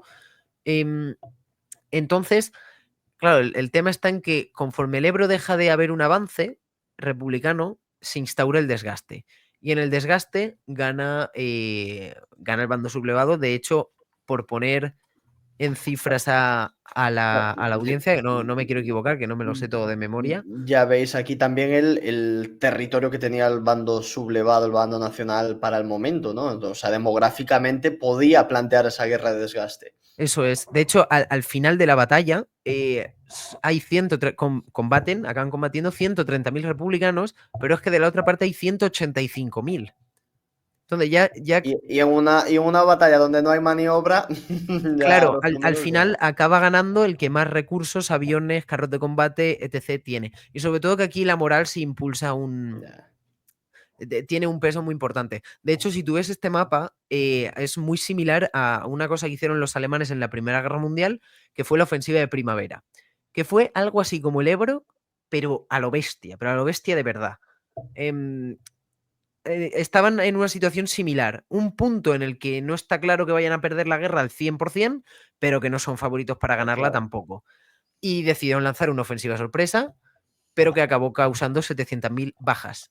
No fuerzas en combate, bajas solo. Por eso digo que celebro, pero a nivel exponencial. Y de hecho, conforme acabe la ofensiva de primavera, Alemania prácticamente pierde la Primera Guerra Mundial. Pues aquí la República ocurre lo mismo. Es el lugar en el que se da la mayor batalla de O sea, se, tanques, se la lo mayor juegan batalla todo, aérea. Se todo lo por juega así todo. decir, a Se una lo juega carta, todo. Eso a es. esa carta. Dice, a ver, O- no es plan, pero bueno, iba a decir una frase, Tú puedes pero decir mejor lo me la que voy a quieras. ahorrar. No, Puedes, no, puedes no pasa decir. nada, que no pasa nada. Pero bueno, esto de muertos todos al río, pues literal. O en el Ebro se gana o no hay nada que hacer. Y de hecho, conforme en Barcelona no hay resistencia, en el resto de Cataluña no hay apenas resistencia al bando sublevado, porque ya saben que es que no hay nada que hacer. O sea, Una, nuestra un- última una vez baza, pierden, ¿no? El hemos Ebro. perdido el ejército entero en el Ebro. ¿Y ahora qué hacemos? Claro. Y ahora lo que se hace es esperar. Esperar porque sí, el ejército sublevado, la última gran ofensiva que hace es la ofensiva de Levante, en la que ya se acerca muchísimo más a Valencia, pero para que los espectadores lo vean, cuando acaba la guerra concluye en un mapa muy similar a este. O sea, el ejército sublevado no se desgasta entrando, atacando Jaén o Albacete o simplemente espera a que la República acabe de desangrarse por completo.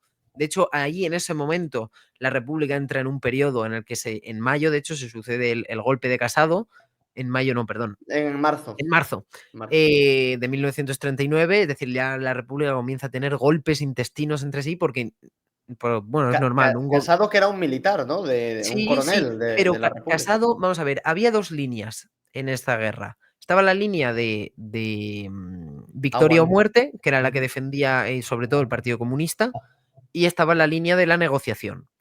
El tema es que Franco, Para bueno, este punto, bueno, entendemos, claro, para este punto, para eso es. 1939. El tema es que, Casado lo da porque la línea que hay instaurada es la de aniquilación o victoria. Yo creo que esa línea, más que aniquilación o victoria, era intentar aguantar a que empezara la Segunda Guerra Sí, Mundial bueno, y justo, de alguna manera que Francia los salvase. Claro, enlazarlo, eso es. exactamente.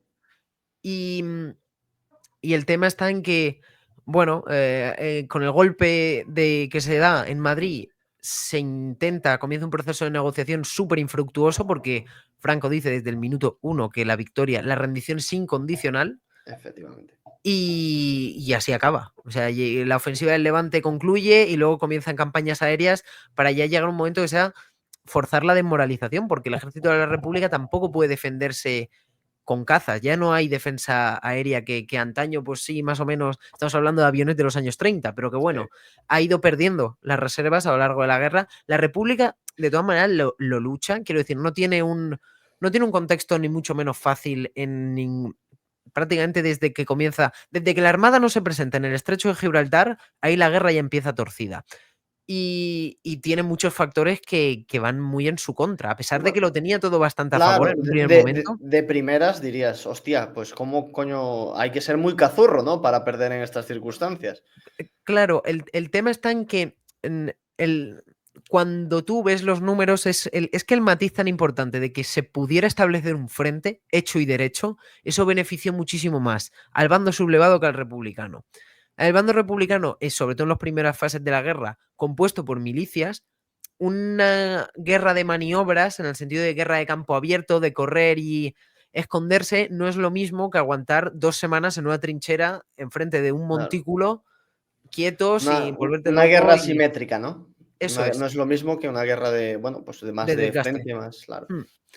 Y bueno, y ya conforme concluye la guerra, pues Franco da el último parte y Bueno, sigue lo que me interesaba que comentabas tú, el golpe, el coronel Casado, ¿qué pasa? O sea, ¿triunfa? sí, ¿No sí, sí, triunfa? triunfar triunfa. El problema está en que no se le hace ni puñetero caso, porque Franco Pero sí, digamos, se pacta cómo va a ser la rendición de la república, ¿no? O se sea, por ejemplo, o la sea, gente me sí, parece en que el escapaba a sentido. Alicante, ¿no? Sí, de hecho, la gente comienza a ir a Alicante porque es el puerto en el que salen los últimos barcos de los refugiados. De hecho, el último barco de refugiados que sale es el Stanbrook, que es un buque que se dirige a Argelia y que, bueno, tiene sus tripulantes, tienen una historia trágica porque acaban en campos poco menos que de esclavitud y, bueno, tienen un final muy malo, la verdad. Pero el tema es que la rendición es incondicional en el sentido de que sometimiento absoluto y total y las condiciones que os queramos dar. O sea, no iban a negociar Ya. podemos salir del país de manera controlada, ese tipo de cuestiones. Digamos que sí se les Quedaba, dejó quedaba a, evacuarse, ¿no? eso quedaba a juicio de lo que Ujú, el bando sublevado decidiera. Por eso quería lo de incondicional. Si no, claro, hombre, si no la paz se hubiera pactado mucho antes, porque la derrota era. En el Ebro la derrota ya era prácticamente inminente. sí, Si por lo que sea el bando sublevado hubiese tenido esa política de conciliación, el problema está en que, igual que al inicio de la guerra, lo que se pretende es cambiar el régimen, para el final lo que se pretende es quitar la república. Ya, o ya. sea, ya en 1930 y finales del 38 no hay nadie del bando sublevado pensando en mantener la república. Sobre todo porque ya comienza a haber un calentamiento ideológico en el resto de Europa y la república ya se iba a vincular bueno, a su principal aliado militar, que era la Unión Soviética. O sea, ya en ese momento no había duda. Igual que de Franco, pues era la Alemania nazi y la Italia fascista. Ujú. Pero bueno, entonces digamos que llegamos a esto a marzo, febrero del 39. Ya, obviamente, estamos viendo el mapa, para este punto está todo perdido ya para la República. Yo creo que no hay nadie en la República. Bueno, estaban los que tú decías, ¿no? De luchar hasta el final. y a ver si sonaba la flauta y empezaba una Segunda Guerra Mundial y venía Francia o alguien en auxilio. No se da eso. Es decir, se permite, digamos, entre comillas, ¿no?, que los refugiados se evacúen desde Alicante, tal. Por ejemplo, con Casado, creo entender que se exilió, o sea, no se le ejecutó ni No nada, lo o sea, sé, simplemente se no lo sé, la exilió. verdad. Bueno, Pero yo sí, estuve leyendo algo de él y me parece que pero sí. seguramente se exiliaría por sus medios. O sea, cogería y antes de que se rindiera Madrid, se iría pues o a Valencia o a Cartagena o a Alicante y un barco de una reputación medio bien, bueno, un barco no, cogería un billete debido a su reputación y podría irse. Eso es Ya. lo que entiendo, pero no lo sé, Bueno, es que sinceramente. hay algunos generales de la República que sí que se exiliaron. Por ejemplo, el general Rojo, me parece, que fue uno de los Mm, mejores generales, que luego se le permitió volver a España sí, y en los 60, creo, y no afrontar cargos. Eso sí, obviamente estuvo como olvidado, condenado al ostracismo, pero bueno, por lo menos se le permitió volver a España, o sea que tampoco era la cosa de, obviamente iba a haber un castigo, o sea, estás 3 años en guerra civil, pues está claro que va a haber unas represalias, pero bueno, dentro de lo que cabe, acaba la guerra el 1 de abril, ya se firma el último parte. ¿Cómo se celebra en España? ¿Cuál es la situación que queda justo inmediatamente en España después de la guerra? bueno, pues quitando el desfile de la Victoria que se hace en Madrid, y bueno, evidentemente todos aquellos afines al bando que ha ganado la guerra y que son afines de verdad, pues lo celebran con mucho ímpetu, ¿no? Con mucha euforia. El tema es que conforme acaba la guerra, el panorama que hay en España es desolador. Desolador. Hay una cantidad de muertos muy grande, muy, muy grande. Hay muchas ciudades y muchos territorios que están sembrados de bombas y en general hay que reconstruir el país entero. En un contexto en el que Europa va a entrar en guerra en 5 meses. O sea, de que acaba la guerra a más o menos después de la Segunda Guerra Mundial, ahí hay un lustro largo de mucha hambre y de mucha miseria. Porque ya no solo es que tú estás completamente destruido, es que tus vecinos también. También. El Atlántico está plagado de submarinos alemanes que hunden buques mercantes de América, que son los que tendrían en principio que suministrarte algo. Y Ya. de hecho, cuando España da el salto de verdad, una vez acaba la Segunda Guerra Mundial, es de la mano de Estados Unidos, de hecho. Lo que pasa es que no se pudo Ujú. dar antes y eso generó pues una situación de mucha pobreza, es la época de las cartillas de racionamiento, se instauran muchos campos de concentración, matizo, no de exterminio. Hay gente que por lo que sea Claro. tiene el concepto confundido. En Alemania había campos de concentración y de Y de exterminio. exterminio, efectivamente. En España había campos de concentración. Que luego se ejecutase a gente, sí, pero no en el sentido de unas, evidentemente, de unas duchas de gas ni un horno raro. No, no en el concepto de genocidio, de querer exterminar a un grupo étnico, a un grupo político, no, sino en un campo de concentración, bueno, de más de castigo, ¿no?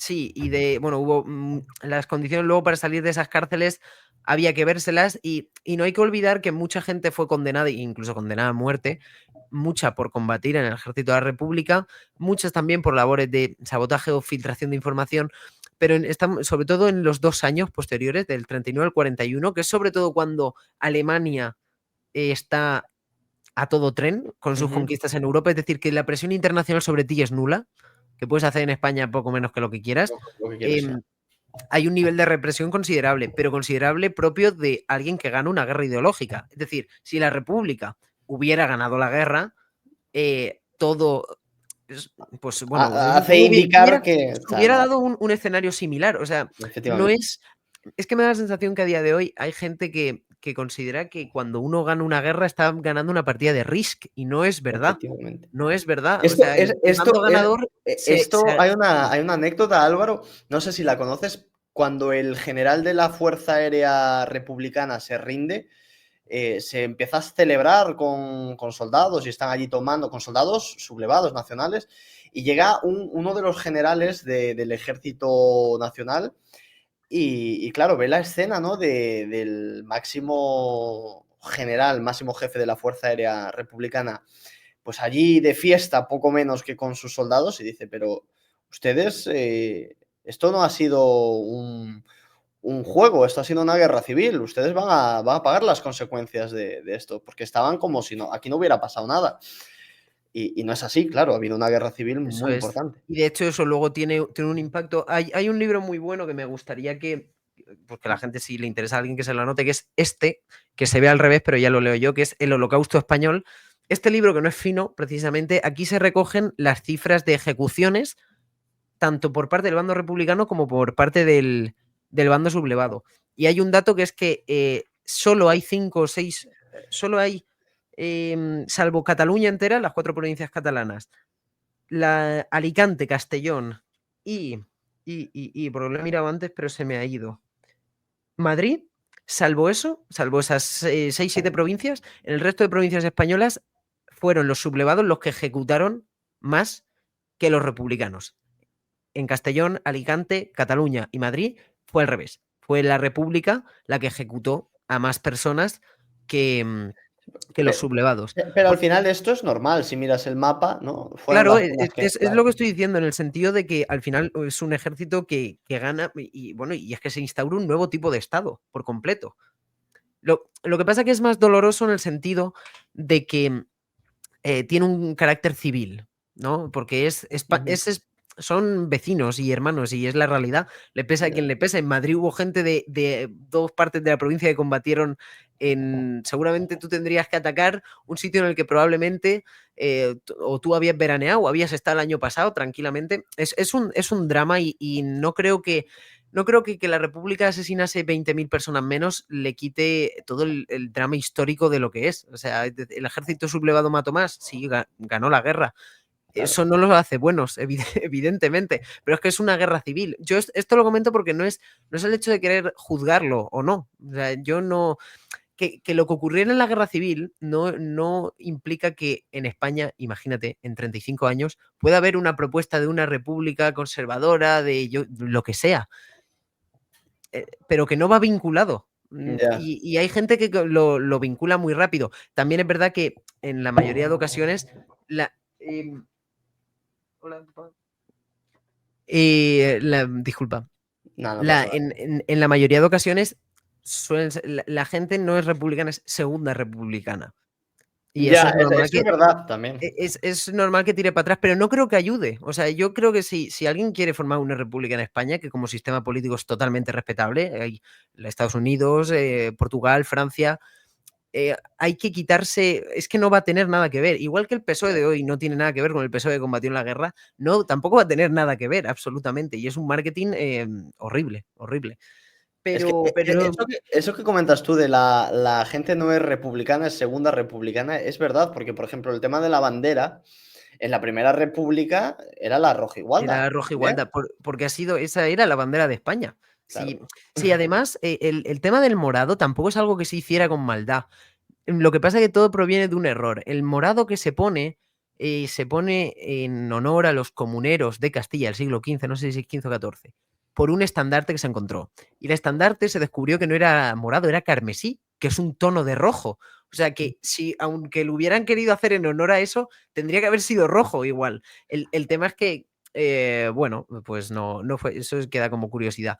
Pero que eso, yo animo a que la gente la guerra civil, incluso lo que se ha comentado en este programa, que lo busque, lo contraste, lo todo. Yo me puedo equivocar perfectamente, puedo haber consultado mal una fuente o me puedo no haber acordado de algo, porque yo evidentemente no tengo un guión, pero que es un conflicto que creo yo que se debería de entender para evitarlo, para evitar una conflictividad social idéntica o similar, porque se ha Claro. visto que no acaba en nada bueno. No, y se ha visto que en algunos casos vamos por el mismo camino, o estamos cerca de repetir ciertos errores muy parecidos. Yo eso no. Yo yo yo creo que también por no cerrar bien las heridas de la guerra, ¿no? Por todavía quedar con estas en alguna gente ganas de revancha, en otras no sé. Entonces, bueno, yo creo que se debe hablar desde la verdad, sin intentando al final ser lo más neutrales posibles, porque ninguno estábamos allí, ya como dije al principio, hace más de 80 años que sucedió.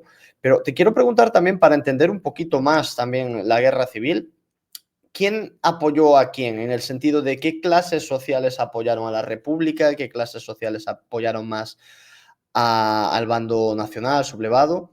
En este caso no iba por clase social, sino por territorio.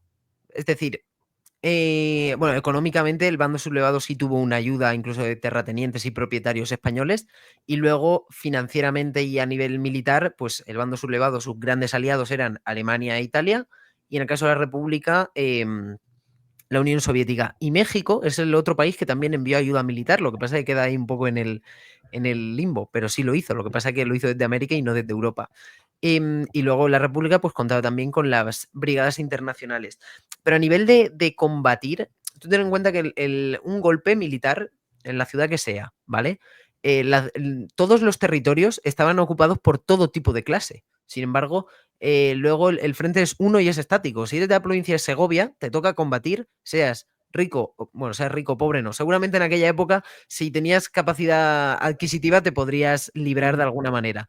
Pero bueno, que aunque si eras clase media o clase media baja, aunque fueses de izquierdas, tu alternativa es que no era, si eras de Segovia o de Salamanca, tú no tenías alternativa. Era o hablar o ir al frente, igual que le tocaba a tu vecino, que sin embargo sí era conservador, pero le tocaba ir igual que a ti. O sea, una vez se instauran los frentes y se determina en qué provincias o en qué territorios se combate de cada lado, da todo igual. Importa dónde vivas. Yeah. O sea, del lado que caigas es el lado que tienes que apoyar, lo Eso hagas es. por gusto Lo o que por pasa no. que, por ejemplo, en Cataluña había muchísima predisposición al anarquismo y al socialismo. Eso es verdad que también influyó en que no triunfara el golpe. Es decir, eso sí es determinante en cuanto a en qué lugares surge o no. Pero no del todo, porque había lugares en los que, por ejemplo, en Sevilla se subleva, la acercan, pero luego el golpe tiene éxito porque hay un ejército, que es el ejército de África, que viene y la libera de la República, entre comillas. Pero, por ejemplo, en Cataluña ahí se ve muy claro la influencia de que Ujú. la gran parte de la sociedad estaba a favor de la República. Sobre todo en Cataluña debido a que era una potencia manufacturera e industrial dentro de España, a nivel de producción, junto de hecho con la cornisa cantábrica, que es Ujú. muy curioso, los dos grandes centros productivos de España, quitando Madrid. Bueno, aunque Madrid también se queda la República, entonces, que tienen grandes masas, por eso son núcleos urbanos muy densamente poblados, y tienen un proletariado muy extenso. Porque el campesinado, a pesar de ser también numeroso, está menos concentrado. Los campesinos de, no sé, de Córdoba o de Jaén están muchísimo más extensos en la provincia. Sin embargo, los obreros de Barcelona, ¿cuántos obreros podía haber en Barcelona? Claro. En el momento de ir a la sede de la UGT o de la CNT, coger un fusil e ir a que no triunfara el golpe. Es ahí donde sí se vio realmente la composición social y política de los ciudadanos. Claro, ahora que lo pienso, yo, por ejemplo, aquí en Galicia, Galicia cae rapidísimo al bando nacional. No sé, creo que cae el 21 de julio, 22 de julio. La batalla de Vigo, creo que es la única así, más o menos donde hay enfrentamientos, porque tampoco es una batalla ahí con un frente establecido. Entonces, claro, yo siempre he tendido a pensar que si triunfó tan rápido en Galicia el golpe, incluso habiendo pocas fuerzas militares, será porque una parte importante de la población sí apoyaba al bando nacional. Bueno, entiendo que iba un poquito así también, sobre todo en esos primeros compases. Eso es, sí, sí, sí, sí. O sea, yo, es que entonces al inicio había entendido mal la pregunta. Yo cuando he dicho lo de si determinaba o no, era eso, cuando está el frente establecido, pero antes sí es determinante. Lo que pasa es que yo, ves, hay sitios en los que no lo tengo tan claro, en el sentido de que había mucha zona subsidiaria, y me explico.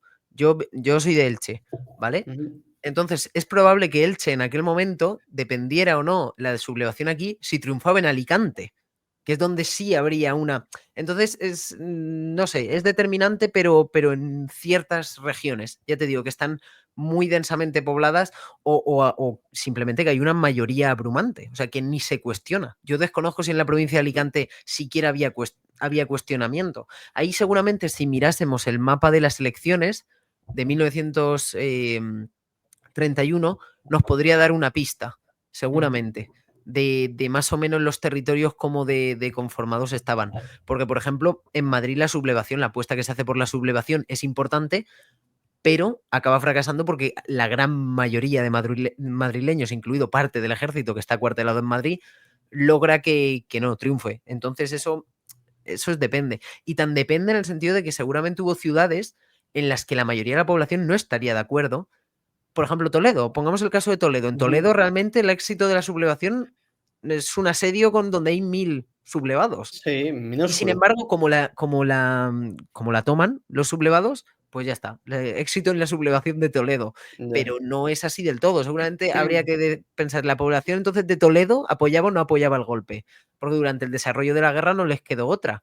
Pero y luego, o sea, y antes Ujú. es muy Cla- complejo. es complejo, sí, es complejo, porque no es tanto también el discurso que se dice mucho por parte del bando que podría ser más afín al republicano de los militares contra todo el país.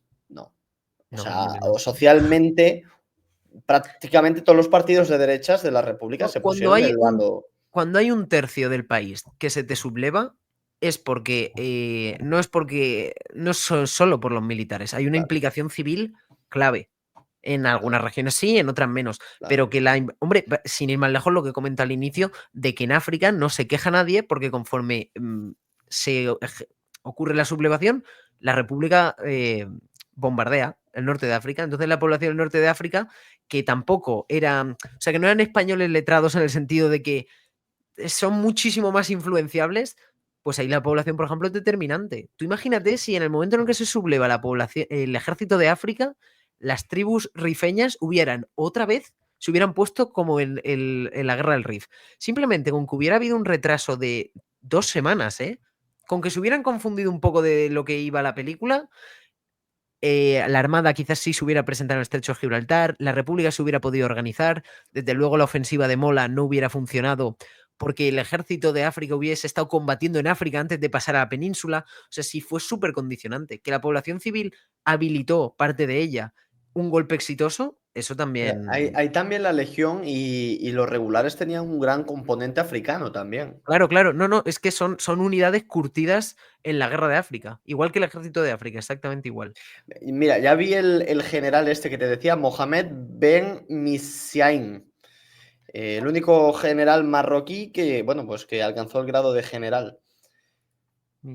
Lo Mohamed. miraré porque me parece un Sí, tema súper yo hace interesante. un tiempo hice un short sobre él, pero bueno, ya hace tantos años que ya ni me acordaba del nombre, pero bueno, uno de los generales, digamos, más top del bando nacional, un general nacido en Marruecos, que de hecho tiene una historia curiosa porque el rey, no sé si Alfonso XII, visitó la escuela donde él estaba, donde él estudiaba, y le preguntó qué quería ser de mayor y él dijo que capitán y fue el primer musulmán en ir a la Academia de Infantería de Toledo para ser oficial.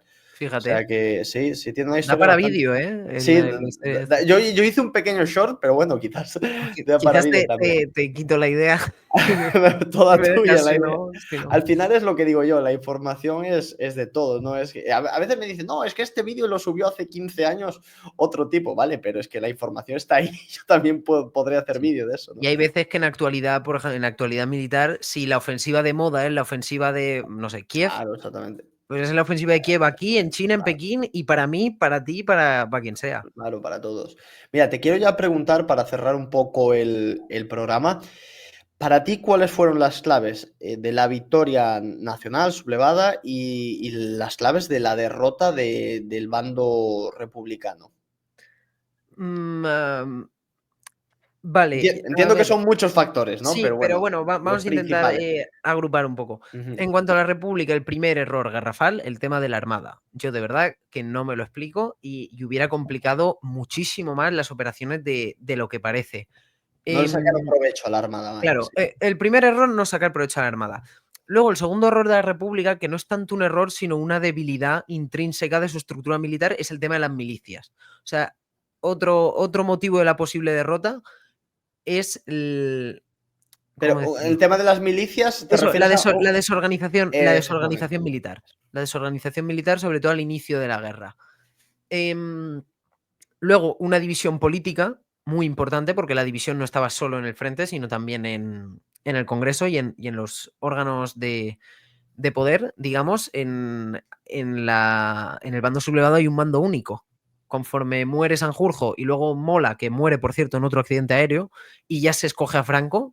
¿Tú Franco es... eres partidario de la teoría de la conspiración? Que estos accidentes aéreos fueron orquestados Mira, por yo sé Franco. que lo de Sanjurjo se dice, pero que eso yo entiendo que será rollo meme o leyenda urbana, que murió porque le echó mucho equipaje en el avión y que el avión se cayó. Yo eso pues, personalmente no me lo creo. Pero bueno, ahí se ha quedado. Eso sí Ya. es un mito que está extendidísimo. Y luego lo de Mola, no lo sé. Franco, de todas maneras, no creo que. Mira, yo en todo caso, ahora que me lo has planteado, con lo poco que sé, no creo que cayera en la teoría de la conspiración. No apoyaría un Franco detonó un tal, porque Franco fue de los generales más reacios a unirse al golpe.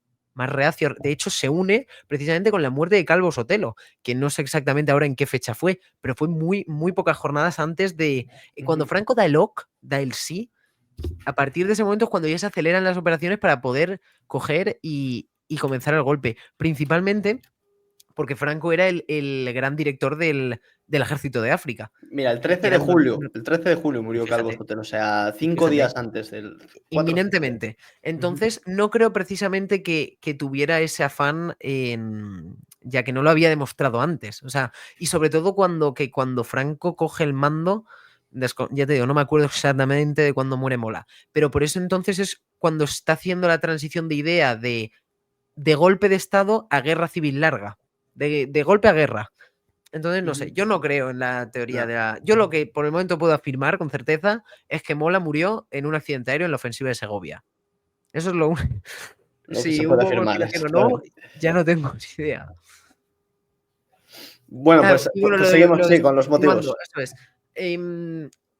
Habíamos dicho división política, desorganización militar, el tema de la armada. Y luego quizás una mayor... claro, es que todo está un poco vinculado, ¿no? Porque si hay división política y militar, claro, yo la cuarta quizás te diría el tema de las operaciones. O sea, el ejército republicano a nivel numérico y de mandos, si me pusieras a mí ahora de repente la gorrita de general de la República, yo me hubiera dejado mandar muchísimo más por los soviéticos. Porque los soviéticos traían técnicas de guerra. O sea, la Unión Soviética viene de ganar la guerra civil rusa, que es un Tela. conflicto peculiar, complejo y muy importante. Es decir, sabían lo que hacían, sabían lo que estaban haciendo. Y, pero claro, ¿cómo te dejas? O sea, para dejarte asesorar tiene que haber un mando único. Si no hay un mando único, la toma de decisiones es mucho más dispersa, mucho más lenta, y si eso encima lo trasladas al ejército, Ya, es pero un bueno, caos. digamos agrupándolo, yo hubiera de... La República quizás le faltó un poco de mayor actitud ofensiva desde el inicio de la guerra. Siempre estaba a lo que Yo se fíjate, centró... fíjate que un artículo que he visto es que la República desde el principio la moral le fue un poco en contra siempre, ¿no? Si tú te fijas en los panfletos propagandísticos, era un poco el lenguaje, ¿no? De resistiremos, no pasarán. Ya era en plan de a la defensiva, ¿sabes? Mm, Ya estamos perdiendo ya. Y eso moralmente, yo que he sido militar, pues la mente al final determina mucho, ya no solo en la lastra. guerra, sino en la vida. Y Sí, sí, claro, sí, cuando sí, ya sí. desde el principio te están diciendo vamos a resistir, vamos a aguantar, coño, quiere decir que los otros nos están ganando. Claro. Y que en la República me sumo a tu. Sí, eso lo ponemos como la quinta, ¿no? Una baja moral desde el inicio de la Efectivamente. guerra, incluso. Ujú. Porque es que es. Pero es que tiene que ser muy frustrante. ¿Cómo puede ser que la sublevación de repente, suponiendo. El gobierno de la República tenía casi el 70% del territorio de España? ¿Cómo puede ser que desde el minuto uno esté diciendo. O sea, esté con la actitud de que voy a. Y Voy a mira, y de la aguantar Armada, por más que a cierto, ganar. me acabo de acordar que uno de los factores que quizás es que me acaba de venir ahora. La Armada, si bien es verdad que a nivel de buques, sí, la República era infinitamente superior, el tema estuvo en que hubo mucha muerte de oficiales. Se sublevaron muchos oficiales y los marineros se los cargaron. Y de repente la Armada se vio sin mandos. Entonces quizás eso pudo Mm, ser uno de los factores para el tema de la Armada. Es que se me acaba de venir ahora. Pero aún así, sigue siendo un error sí, garrafal. Sea como sea, tendrían que... pero porque es una ventaja, era la gran ventaja, de verdad, el ámbito militar no era ni en infantería, ni en carros de combate, ni en aviación, era en la armada y no se aprovechó y no fue del todo bien, desde luego. Es verdad que no hay grandes batallas navales en la guerra civil, está la del Cabo de Palos y en la ofensiva del norte también hay alguna, pero al ser una guerra en península es que el mar es poco... Así a todo esto se me acaba de venir a la mente, ¿qué pasó en Guinea Ecuatorial? Porque Guinea Ecuatorial también, para el momento, también era española. O sea, Sí, entiendo, se sublevaría con parte de todo el protectorado. tengo entendido que la tomaron los sublevados, pero Nada, sin vamos, nada, cero, unos da meses igual. Es después, como un pues. cambio de. Es que iba a decir de Sí, bandera, de no, bandera, sí. al inicio ni eso, pero sí, vamos, como un Ya, cambio de bandera. sí. Y bueno, y tú tampoco meterías en los motivos porque esto se habla mucho, ¿no? De que el bando nacional recibió mucha más ayuda que ayuda militar por parte de Italia y de Alemania que la República sobre todo de la Unión Soviética, ¿no? Y es curioso porque incluso Portugal, que técnicamente era una república, envió a los viriatos, ¿no? A los soldados Sí, portugueses. pero era una república conservadora. Claro. Entonces, es lo que comentaba al inicio, que en las formas políticas no es solo el nombre, Yeah. es Pero bueno, respondiendo a tu pregunta, vamos un poco palo a palo, ¿no? En cuanto a infantería, por ejemplo, Alemania e Italia enviaron muchísima más que la Unión Soviética, sobre todo porque la Unión Soviética no envió infantería, envió técnicos, pilotos, aviadores, mecánicos, pero no como tal fuerzas de comisarios políticos, pero no fuerzas de choque. Sí que es verdad que si bien la República no la obtiene, esa infantería extra, que en el caso de los sublevados se cifra en torno a unos 60.000 tropas, es que las brigadas internacionales más o menos es eso. Es Ujú. decir, en cuanto a infantería exterior, se dotan más o menos igual. A ver, está la ventaja evidente de que las tropas alemanas e italianas son tropas de un ejército occidental. A pesar de que hubiera parte de las brigadas internacionales que tuvieran muy buena voluntad y algunos hubieran combatido en la Primera Guerra Mundial, pues a nivel de táctica, de estrategia, de cabeza, pues es muy distinto. Es muy, muy distinto.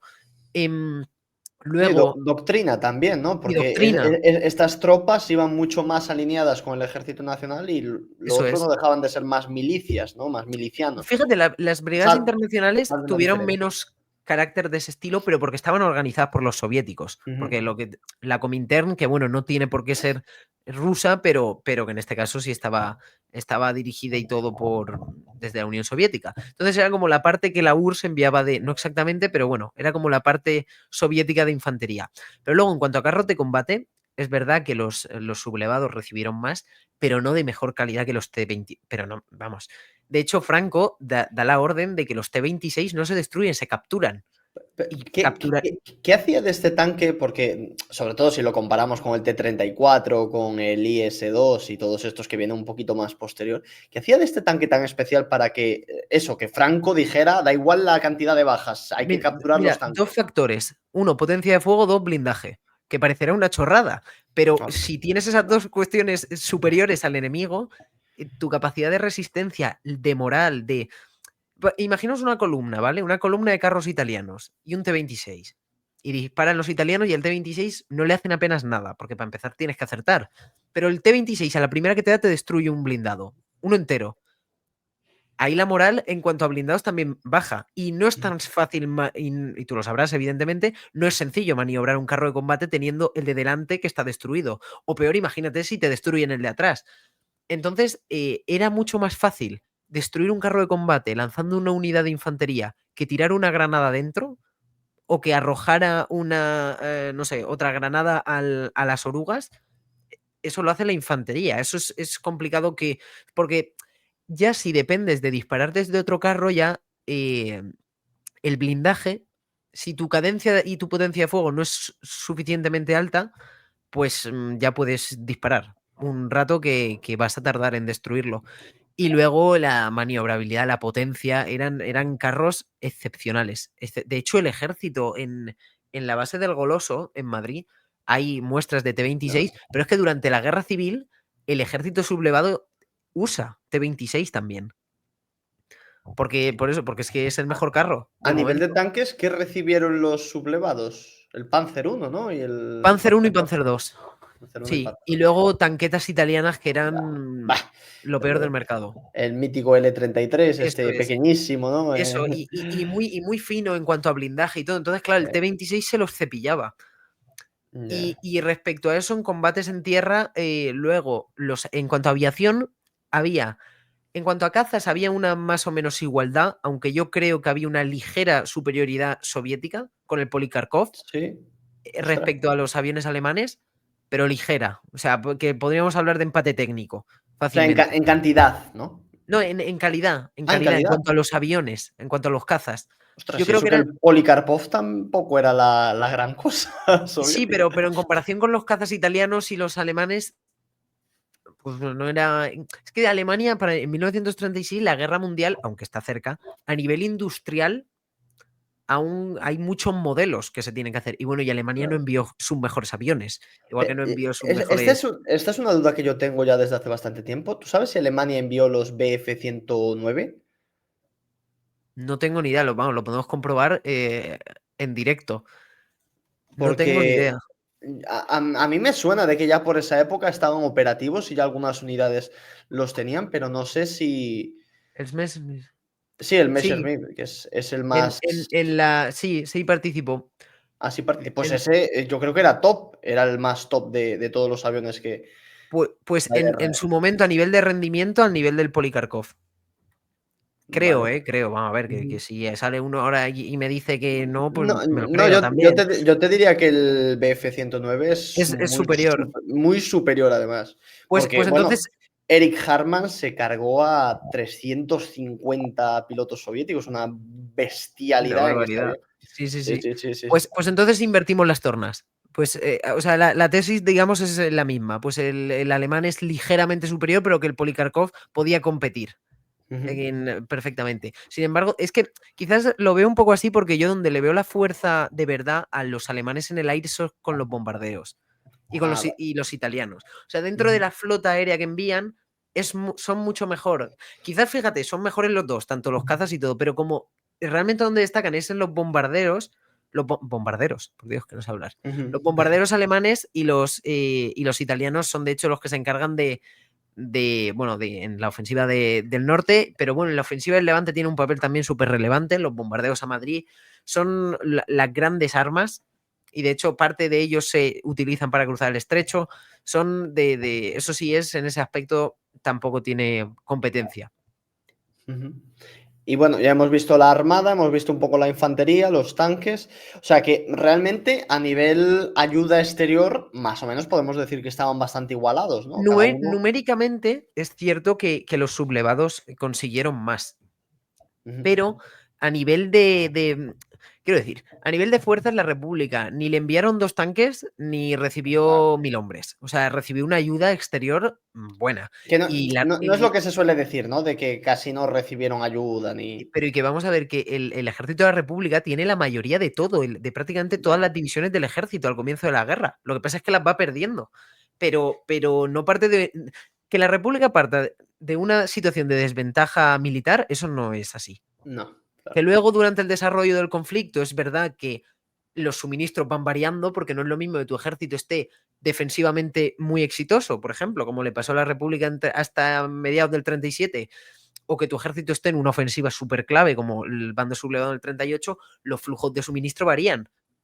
Entonces, Claro. eso es dependiendo del. De hecho, me acuerdo hace años hice una publicación sobre los T-26 y se ve muy claro cuando a la República no le va bien, que es cuando deja de recibirlos. Porque luego los países aliados también tienen ojo. Es decir, tú enviarías material bélico millonario que no te van a pagar A un país a, que va a sab- perder. a sabiendas de un país que va a perder. Claro. Entonces, Ya. seguramente si la guerra se hubiera extendido más o si hubiera ganado la República, la ayuda se hubiera invertido. Probablemente, pero porque atiende a la lógica De del hecho, suministro. de hecho, hay un momento, no sé si en enero o febrero de 1939, que ya el Reino Unido deja de aceptar la peseta Reconoce, republicana y ya reconoce, eso reconoce al es, gobierno. al bando Antes, antes, sublevado. antes de que acabe la guerra, incluso. Sí, porque los países van haciendo. Es que se iba a crear un país nuevo, o sea, un estado nuevo Ya. a luces de toda Europa. De hecho, la ONU del momento, que es la Sociedad de Naciones, no incluye, evidentemente, a la España sublevada, pero es que luego la ONU, cuando se crea, tarda en aceptarla bastante. porque eso es un estado nuevo que se ha impuesto por la fuerza. Y eso, en la retórica de las democracias occidentales, a pesar de que no intervinieron en la guerra, a ver cómo lo justificas, de qué manera. Lo que pasa es que, claro, llega un momento también que, pues eso, y sobre todo Reino Unido seguramente lo haría, porque Reino Unido tiene una vinculación muy clave con España, que es el estrecho de Gibraltar. Ujú. Entonces, no puede estar vacilando de no De- reconozco al gobierno, ¿qué tal? Ah, bueno, pues no te preocupes que. que cuando no- acabemos le va a tocar el turno a Gibraltar. o sea, eso es. Intuyo yo, Mm. que tendría ese Sí, interés. obviamente tiene que. Eso tuvo que jugar un papel seguro, porque. Coño. Porque es el primero, es que es el Ya. primer país que lo Ujú. hace, que lo reconoce. Sí. Bueno, pues esos yo creo que son siempre los principales motivos de los que se habla, ¿no? No sé si quedaría alguna cosita más No, por y, ahí y- que. y- y yo creo que precisamente eso, en cuanto a la República y en el bando sublevado, lo contrario. Es Claro. decir, un mayor orden militar, una mayor cohesión social, al menos a los ojos, ¿eh? No estoy hablando de lo que piense cada soldado, pero que a ojos del plano militar, del plan de batalla general, sí había esa unidad. Y luego, pues, igual que la Armada no estuvo en el estrecho, operación brillante cruzando el estrecho de Gibraltar, decisivo lo que hemos comentado de separar el Frente Republicano en dos desde el inicio de la guerra. Eso Ujú. fue clave, lograr la sublevación de Navarra y, Y y yo creo luego que los el anteriores. Alcázar de Toledo también tuvo una importancia, pese a no ser una batalla numéricamente a lo mejor enorme, ni táctica estratégicamente. Bueno, estratégicamente sí tuvo una importancia muy grande en la moral, ¿no? En la propaganda, en esto lo vamos a ganar. Claro, justo creo que lo que has comentado antes, de que igual que la República comenzó con la moral baja desde el inicio, el punto fuerte en este caso sería que el bando sublevado tiene muchos puntos en los que se refuerza moralmente, constantemente. Es Efectivamente. que yo analizando sobre todo ya no tanto el panorama político, sino el bélico, es que no hay un momento en el que tú veas claro de decir, "Uf, el bando sublevado pierde la guerra, vamos". Es ¿No? que, o sea, no hay ningún momento que la balanza se ponga 60-40 a favor de la República. Y eso es complicado de llevar Sí, para, sí. pues, pues sí, No, no, al final, como claro, cualquier. es que es lo que digo yo, la moral es, en la vida en general es muy importante. Eso Si es. tú vas acumulando muchas derrotas, salir ya de esa, es lo que le pasaba un poco siempre pongo la comparación, ¿no? Del Real Madrid con las Champions. Claro, cuando te ves que has ganado tantas veces, es que ya te lo acabas creyendo de una manera que al final pasa. Vas a acabar ganando. Vas Eso, a acabar eso ganando, es. exactamente, porque ya Eso te es. lo. Y el rival igual. El rival ha visto tantas veces que le han remontado, los han eliminado, que ya dicen, es que nos van a ganar. Que No, no. comienzas a actuar como el que pierde esta final. Exactamente, y ya empiezan las cagadas, empiezan, bueno, de todo. Y la guerra va un poco. Inconscientemente, pero en la guerra funciona más o menos igual. Sí, sí, a grosso modo funciona más o menos igual. Pues Álvaro, es que a mí me flipa la historia también desde pequeñito y siempre charlar de historia me encanta. No sé si quieres comentar algo más para cerrar el programa. No, nada, bueno, pues agradecerte un montón la invitación y a la audiencia si ha llegado hasta aquí escuchándonos. Bueno, repetir, que nunca viene de más, que yo no soy historiador. Yo esto lo hago simplemente porque a mí me gusta, a modo de divulgación, por intentar ayudar y evidentemente todo lo que he dicho, pues si alguien lo quiere contrastar o quiere hacer cualquier matiz, yo estoy encantado de leerlo, siempre que sea con educación. Claro. Y poco más, que he estado muy a gusto hombre, siempre es un gusto hablar de historia, mucho más de historia bélica y mucho más de la guerra civil. Sí, pues un gusto, pero también seguramente bastante polémico. A saber qué pasa. Bueno, chicos, nada, lo dejamos por aquí. Si algún loco, yo creo que somos los más locos de la historia, porque no sé si alguien se habrá mamado hasta aquí, pero bueno, si alguien se lo ha mamado, un saludazo a todos y nos vemos en la próxima. Adiós. Chao.